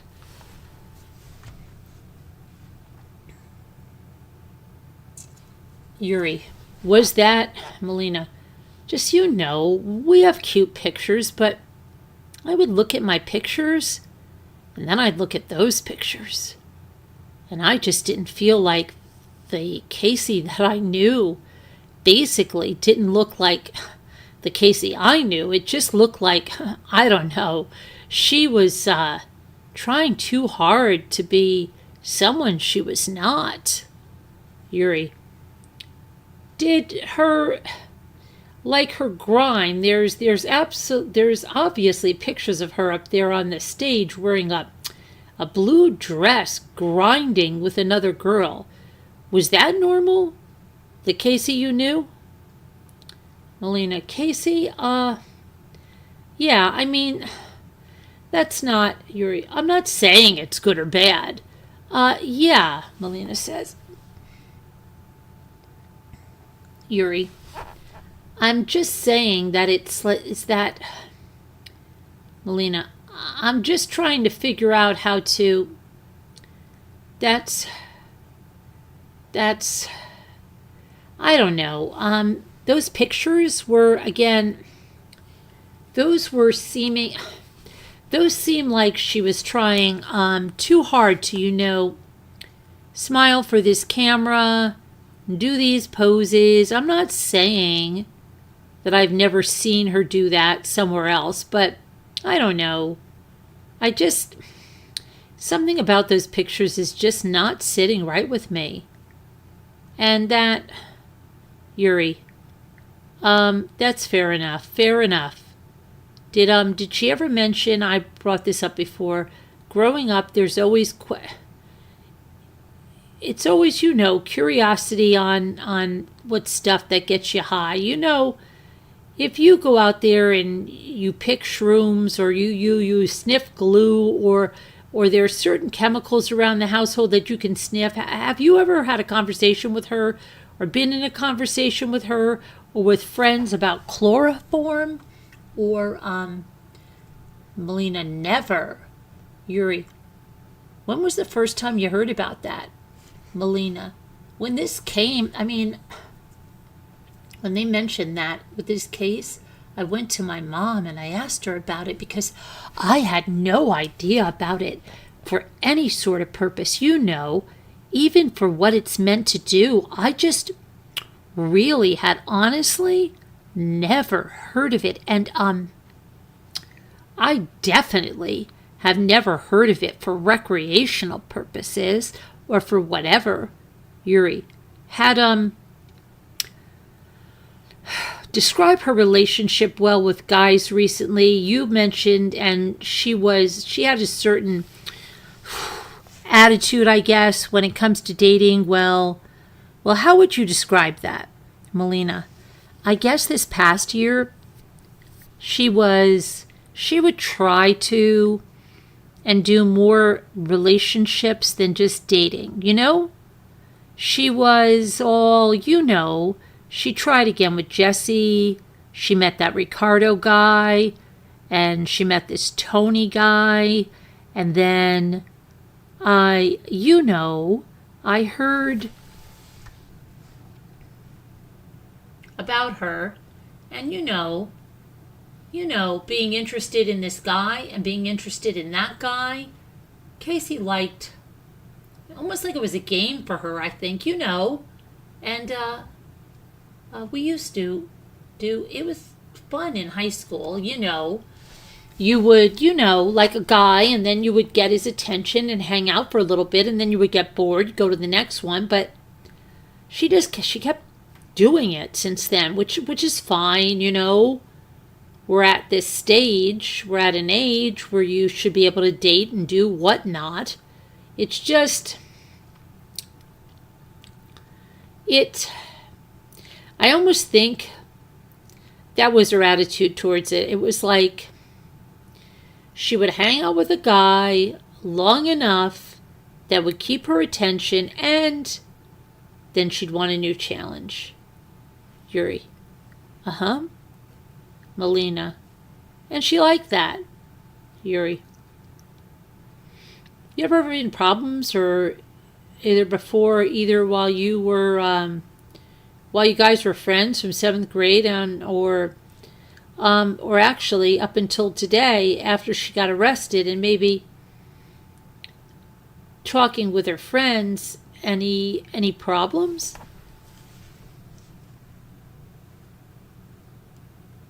With her stealing, or any hindsight, like, I never suspected her of taking anything. I lost something sometime back, but now that this has come up, she was at the house. Anything like that ever come up about her stealing, about theft? Melina, I never once had a problem with her. I mean, she's been at my house plenty of times. I've hung out with her plenty of times. I've never noticed anything missing, or missing money, or me lending money. No, nothing like that. I've never heard, never. I mean, honestly, this is the first time that and then again, this case became public. Yuri, prior to coming over here, you said you had a conversation, or you've been in contact with Lee, obviously, since this whole thing. He's been reaching out to friends and such. And you said you probably talked to him about a week or so ago, and just to see how he's doing. And you said you help distribute flyers, and then you help with the family. You've never gone to see Casey, but you talked to Lee. And was it Cindy? Melina, I've talked to both Cindy and George. But both of those were more closer to when this all first started happening. And the flyer distribution, it was Annie and I's idea, and not that it wouldn't have happened to be anyways, but Annie and I did start the involvement with the flyers, and Cindy was very, very thankful for it. And that was, I maybe spoken to her once since then. George, I've spoken to once, period. And that, Yuri, have they ever said anything to you about what happened to Caylee? Have they told you, Kaylee's been taken by somebody, or, hey, we got people following these, have they ever given, Melina, nope. Yuri, said anything about that? Nope. Yuri, what about Lee? Has he said anything about, what Casey might have told him from where Caylee is? Melina, no. We definitely never heard anything about any indication of where. Yuri, what did Lee say? You were going to go and when you said you were going to come here and talk today. Melina, he just told me good luck with everything. I was nervous. Yuri, okay. We talked about the conversation, I guess the phone call that she made out of jail when she got arrested back on the 16th of July. And I asked you what your opinion of it was, because I don't know her, so I don't know. Melina, right? Yuri. And you know, her typical reaction would be, just tell me about what again? And you first heard about it on the news, right? And you heard that, I guess you heard that she was arrested on the news. And you heard that phone call on TV. What was it that you said? You got upset. You almost punched the television. Why was that, Melina? It was, I can't imagine the last time I was so angry. You know, it just wasn't, it's not Caylee. That's not the Caylee I know. That's not the I just couldn't understand how she was so rude and so it doesn't, I don't know. It just didn't sit well with me. It really upset me. That was her,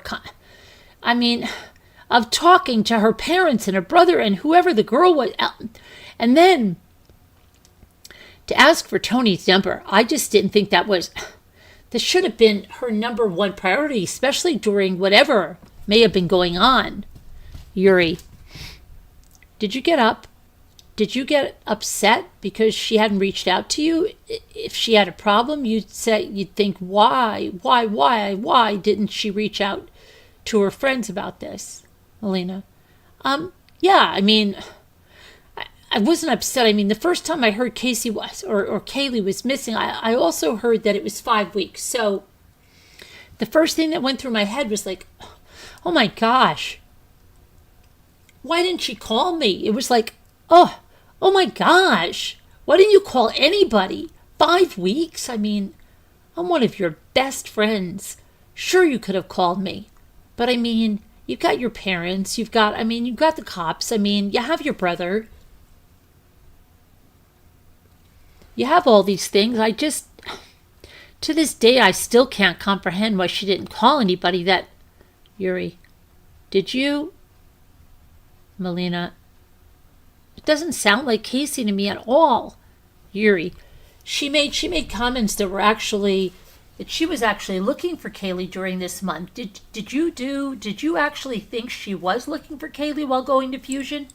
Melina, my heart hopes that she was somehow looking for her.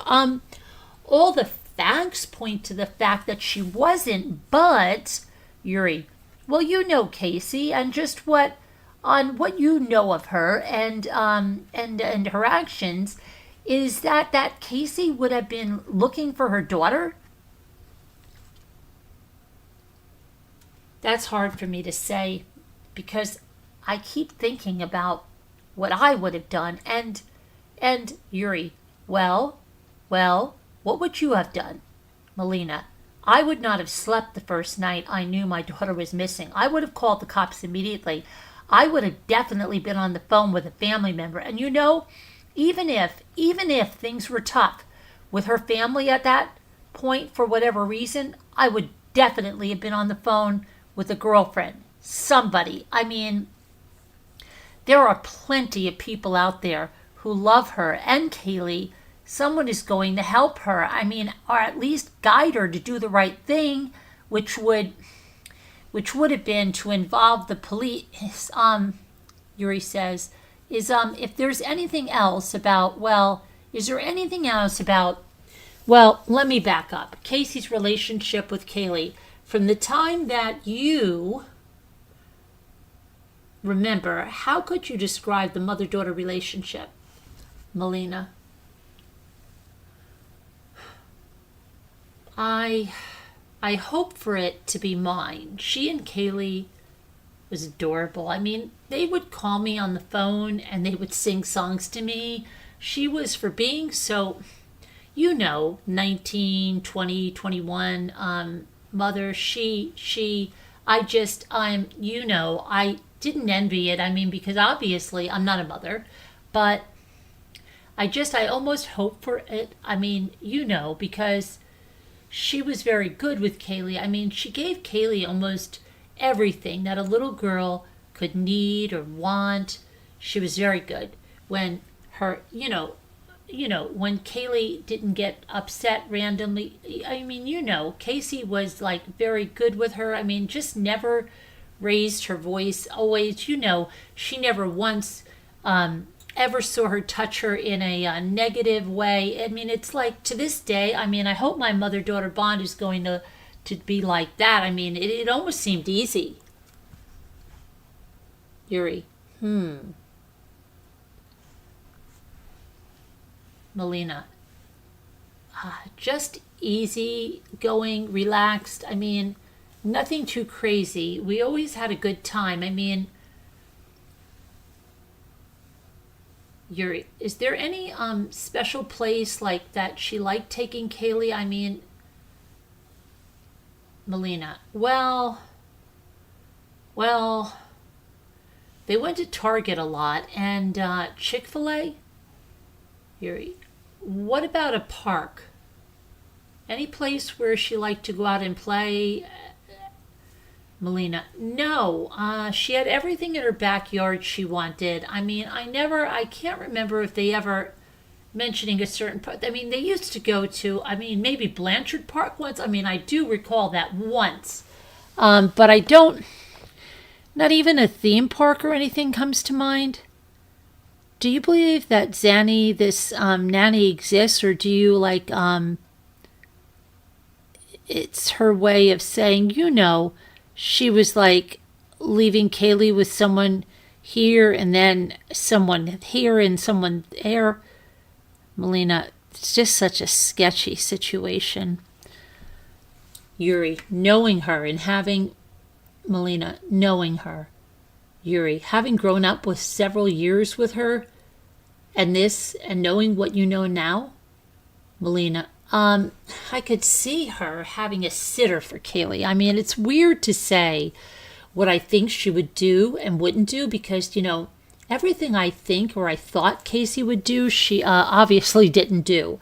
I can see her having a sitter. I don't know how. I guess she was having to steal from people. I don't know how she was paying a sitter. I mean, but as far as the Zenaida Gonzalez, I have never heard of her, and I don't know if she exists.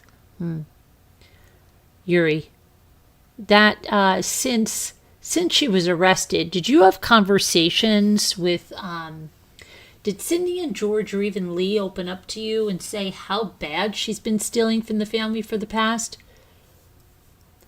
Melina, I've never discussed the money issue at all. Yuri, so they never mentioned to you that saying that? Negative. Yuri, she had a problem or that she had any issues like that? Melina, nope. The only thing concerning the money that I ever heard is from Amy. When Amy did her and answered questions, I think it was on some police report I might have read. Yuri,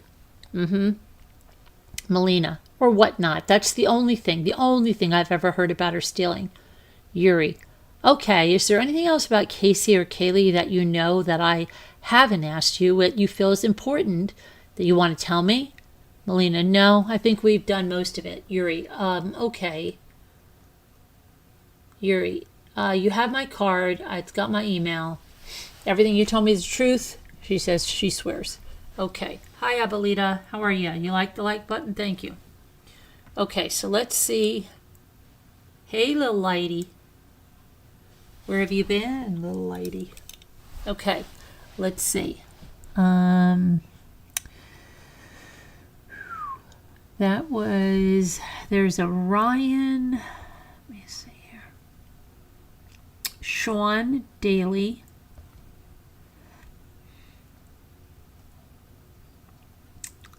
I wonder how long is Sean Daly? Okay, let's do Sean Daly. He's one of the tattoo crew, right? The tattoo crew.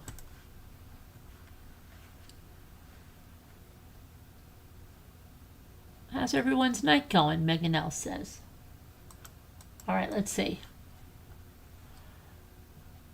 Okay, July 17th, 2008. Okay, so this, my goodness, this is the day after she was arrested.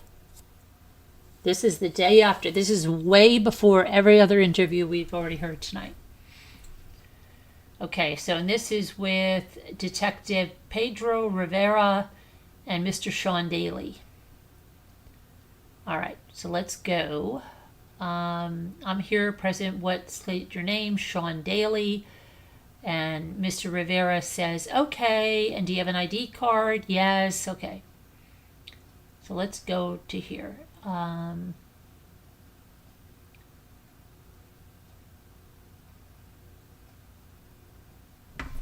How long have you known Casey? Rivera says. Sean says, probably my sophomore or junior in high school. Rivera says, okay, how long? Maybe approximately. Sean says, okay, I graduated in 03, probably like 99. Rivera says, okay, 10 years, 9 years, were you pretty close with her? Sean says, yeah, actually. Rivera says, pretty good friends? Sean says, we were pretty close. She called me like her brother. Okay, says Rivera.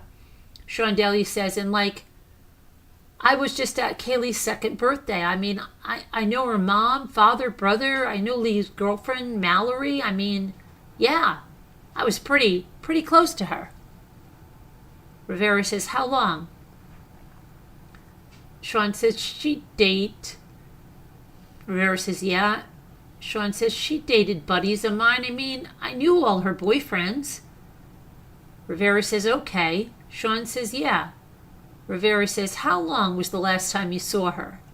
Sean says, the last time I saw her was July 5th. I wrote all these, I was trying to put the dates together so I can give you accurate. Rivera says, okay. Sean says, dates and shit like that. Rivera says, okay. Sean says, so I have a little timeline. The last time I saw her was July 5th. Rivera says, okay. Sean says, Rivera says, where at? Sean says it was at the Buffalo Wild Wings on Alfalfa Trail on the UFC fight night. Rivera says, where at? Sean says, Buffalo Wild Wings. Rivera says, on where? Sean says, on the Alfalfa Trail. Okay, says Rivera, okay. Sean says, and she wasn't alone. She was with Tony, her boyfriend, and that was July 5th. Rivera says, who's Ricardo? Sean says, to be honest with you, I don't know. My friend Annie told me about a kid named Ricardo, but I don't know who Ricardo is. Annie had told me I guess she had stayed with Ricardo the 9th, and then I guess the morning they woke up would be July or June 10th is when they woke up, and Annie told me she was like, I was like the last person, I guess, who had saw her or something like that. Rivera. She was with Ricardo on the 9th? Sean, yeah, and stayed with him at his house with Caylee, supposedly. Rivera, and stayed at his house? Sean, yeah. Rivera, or his apartment? Sean, yeah. I guess it was his house or apartment. I don't know him. Rivera, and Caylee was also there? Sean, supposedly. Rivera, and who's Caylee? Sean, Caylee, her daughter. Rivera, okay, Caylee. She was with Caylee that night? Sean, Rivera, and you heard, who told you this? Sean, Annie Downing. I mean, I can give you her number if you need to question her. It was told by who, Rivera says. Sean says Annie. Rivera says Annie? Sean says Annie. Rivera says okay. Sean says Downing. I think it's Downing. Downing. Rivera says, you're talking about Annie Downing? Sean says, yeah. You want her number? Rivera says, is that her friend? Yeah. Sean says, her number is da-da-da-da-da. Rivera says, is that a friend of y'all? Sean says, yeah. A mutual friend of everybody's. Rivera says, Sean says something redacted. Rivera says, okay. Sean says, Annie just called me and told me the cops came to her parents' house. So Rivera says, oh, they already went to the parents' house? Sean says, yeah, the cops came out there. But she doesn't live with her parents, though. Rivera says, okay. Sean says, mm-hmm. Rivera says, and what is your phone number?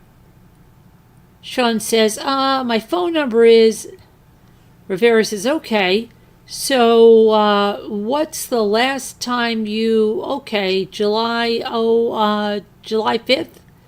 Yeah, July 5th, Sean says.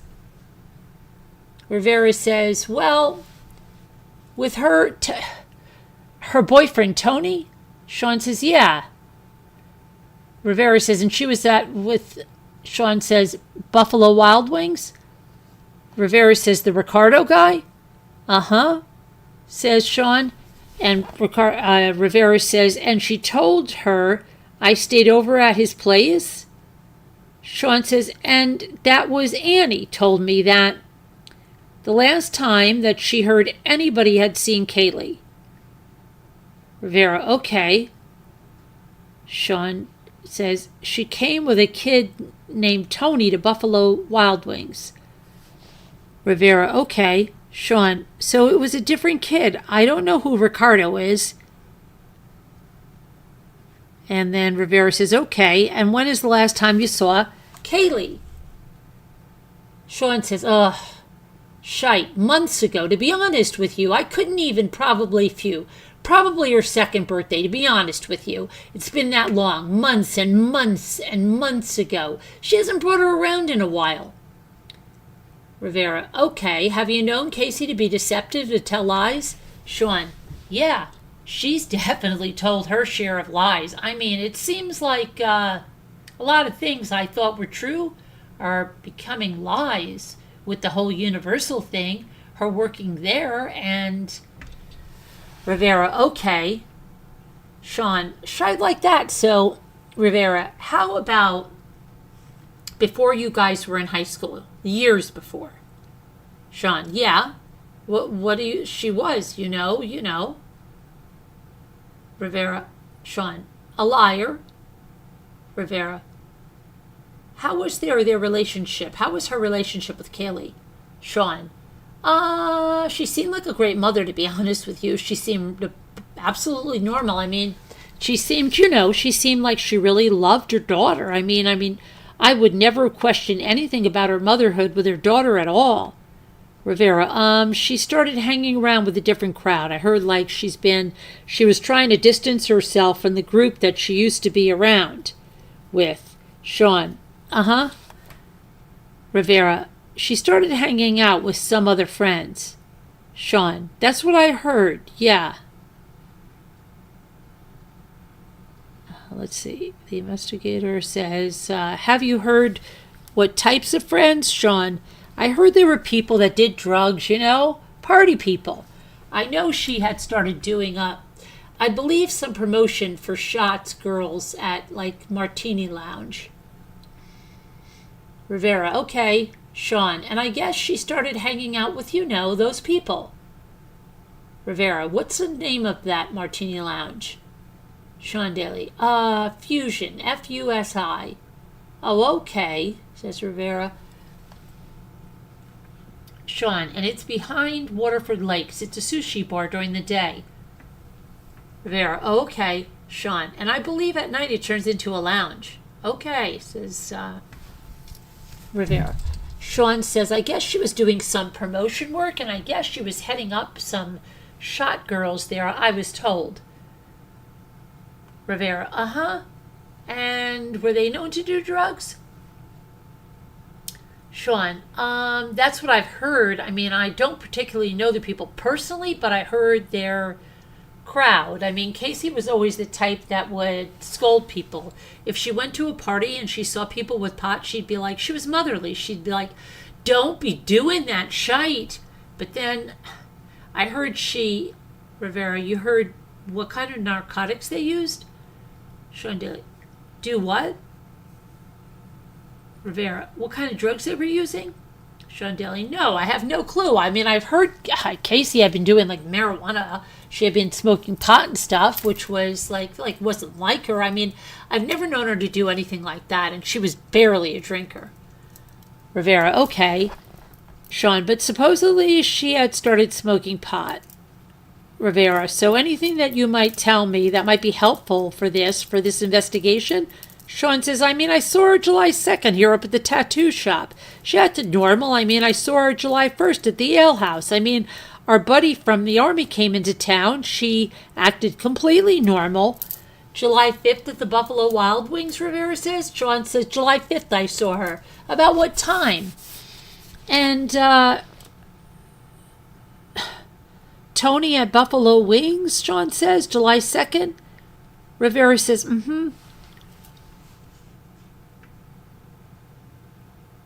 Sean says, I saw her here at the tattoo shop. I was getting a tattoo. Okay, Rivera says. She said she was going to come in and make an appointment. She acted. Rivera says, okay.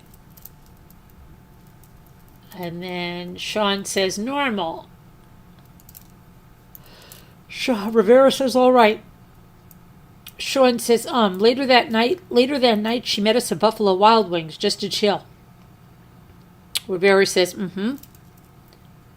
July 1st I saw her, Sean says. Rivera says, did you ever mention anything about Caylee? Sean says, no, nothing. I would ask, how's your daughter? Fine, normal, normal responses. Rivera, did she ever mention that she was with a nanny or something like that? Sean, she had a couple times before, yeah.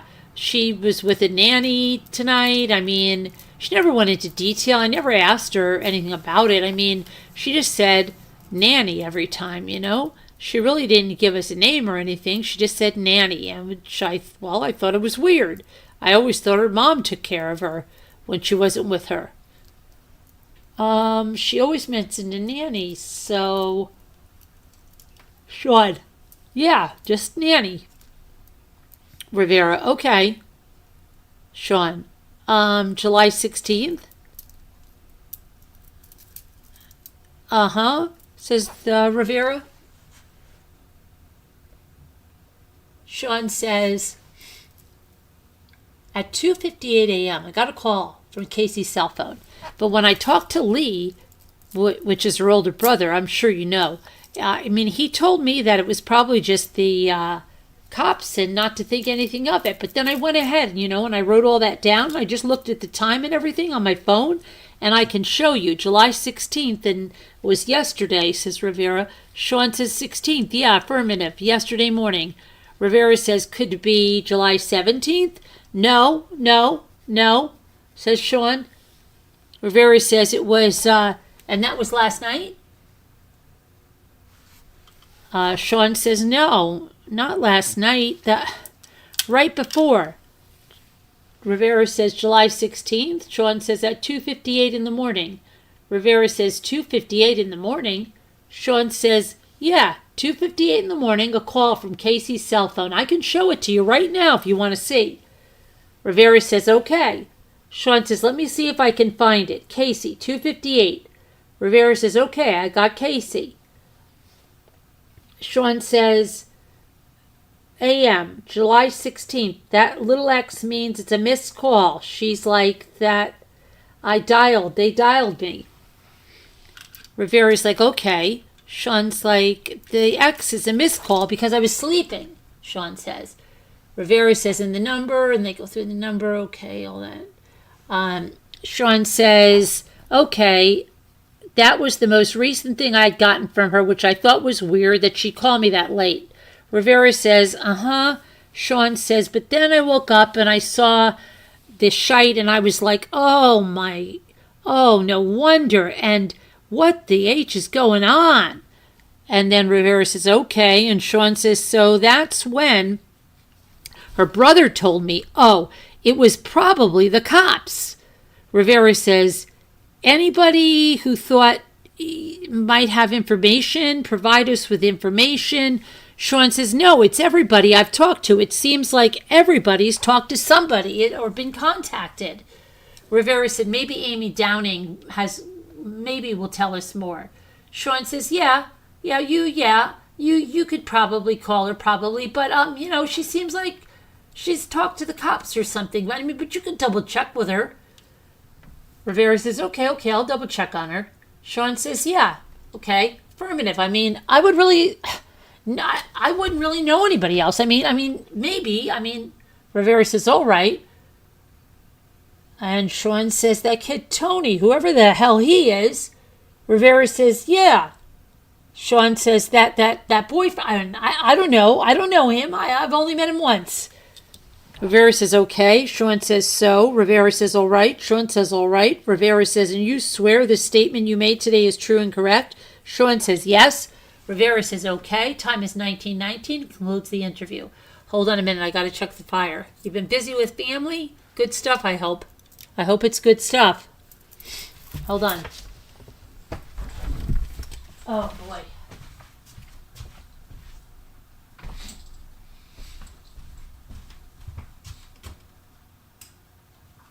I'll be right there.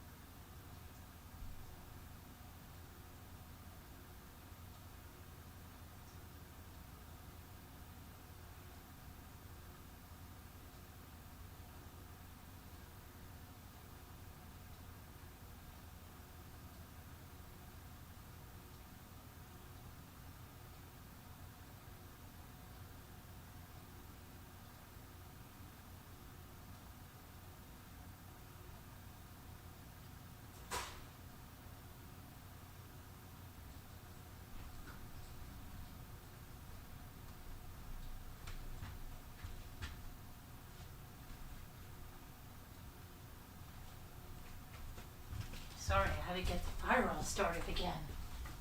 You guys.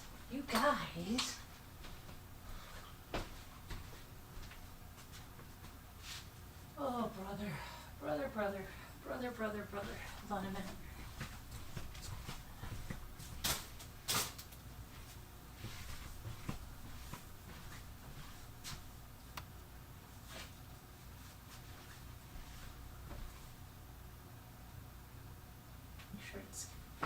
Okay. I got so much to do. I gotta wash the dogs tomorrow. Alright.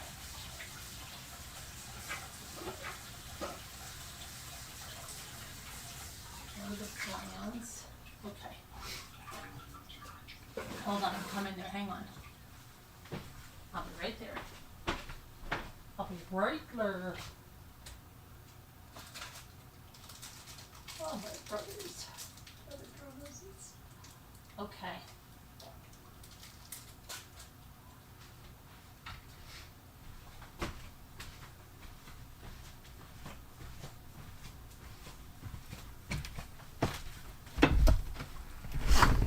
Oh my goodness.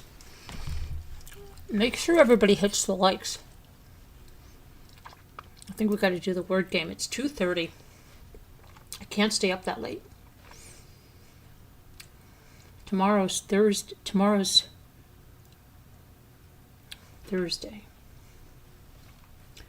I have something on Friday.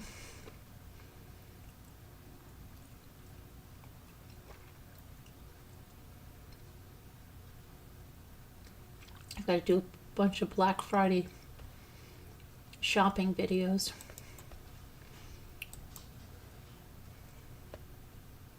Okay. And I've got to do a bunch of reviews. But all the stuff I was sent, I've got to take care of this. Okay. Try to get some of that done tomorrow, so I should get to sleep at a normal time.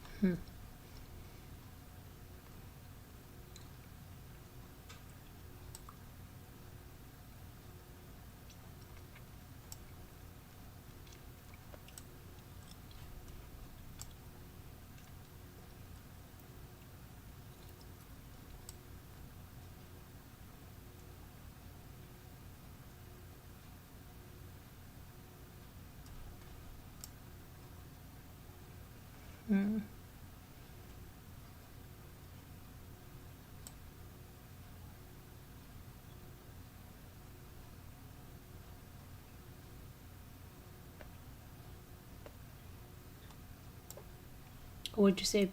A dot? Yeah, that's it, huh? Thank you, Abuelita. Thank you, Abuelita. Thank you for hitting the likes too, Abuelita.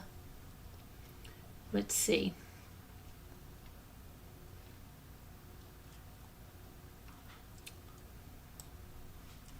You think bout? Okay. Bout. It's about 3:30. Bout.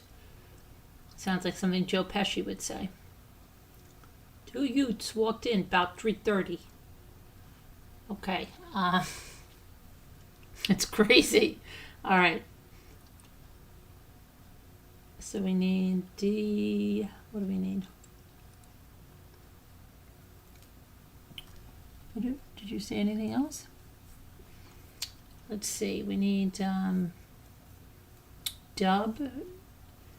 D. I. O. Out. Word we can't know.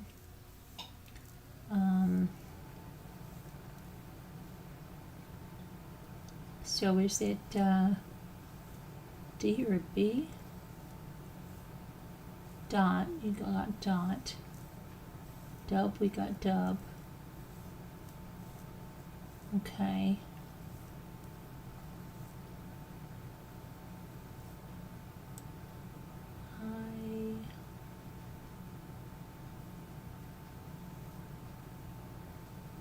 What is this?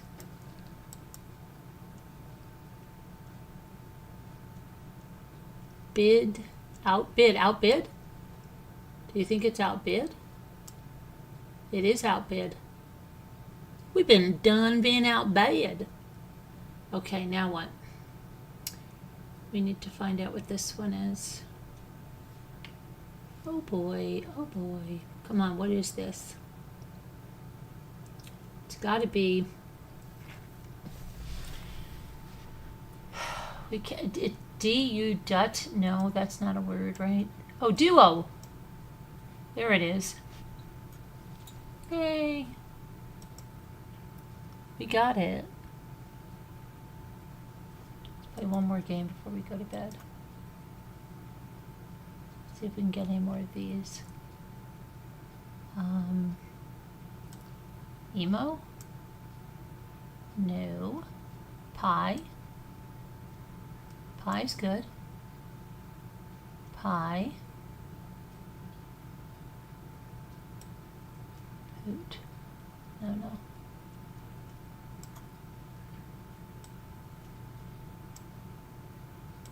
Might. No.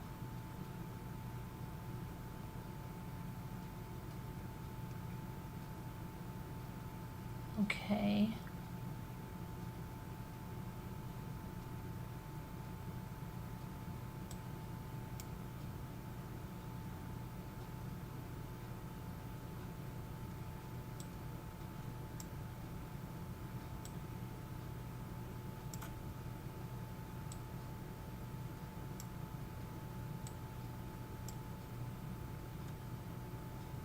All right.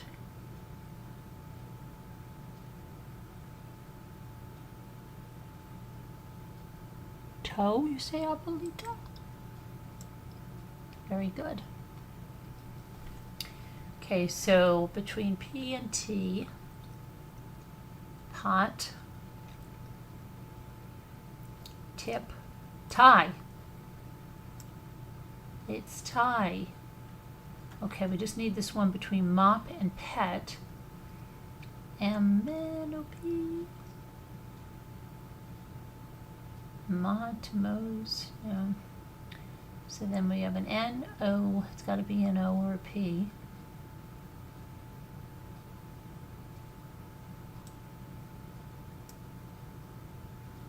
About P-E, P,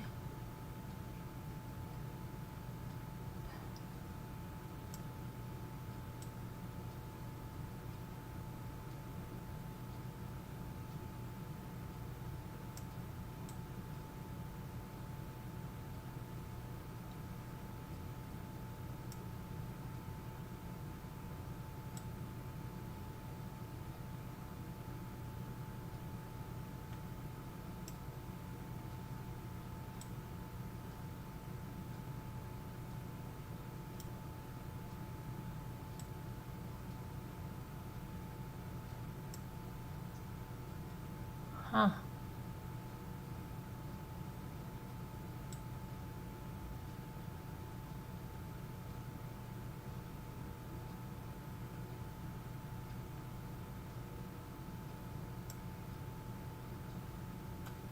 Crazy.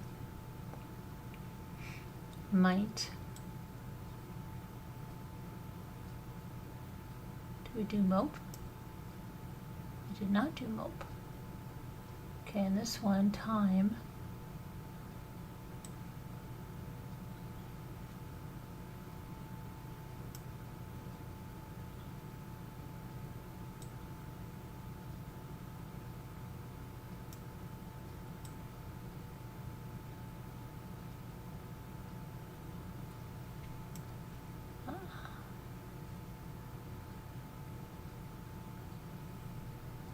Okay. It's got to be a T or a Z. Temp? No, we already did that. T-O.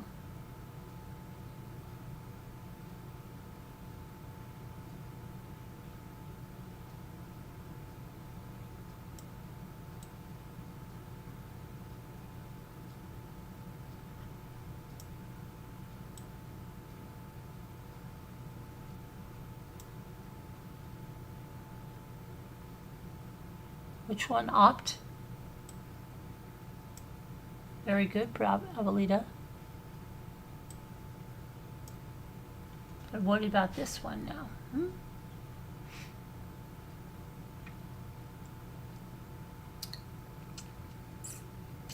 What can we do here, Abuelita? Temp time. Temp time. It's got to either start with a T or a Z. T or a Z. I thought about zone, tone. No, we don't have an N. We can't do it.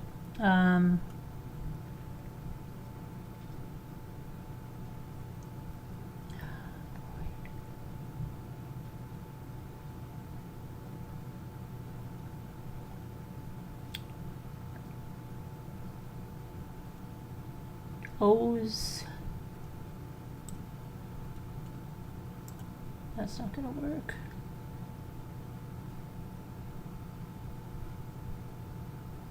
What is it? Yep. Tippy? It's a word, but it's not the one there. Good try.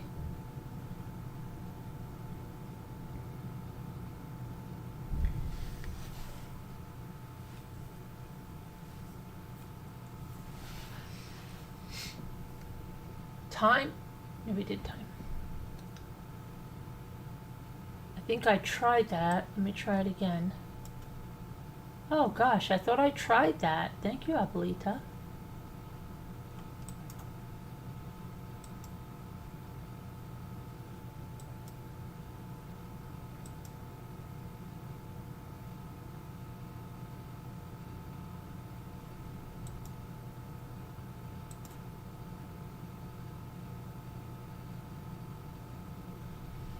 Beautiful. Thank you, Abuelita. So anyway, what I'm going to do, I'm going to go read a little bit of my book. I got that book, Within the House of Murdaugh. So I have to do some members' lives, and I'm going to discuss that book in there, okay? But I'm going to go read some of it tonight. Love you guys. God bless. Thank you so much. And appreciate everything. Everybody be good, be kind, and prayers for all that need them. We all need them. So let's just say prayers for everybody. All right. I will see you guys tomorrow. Be good. Bye now. Love you. God bless.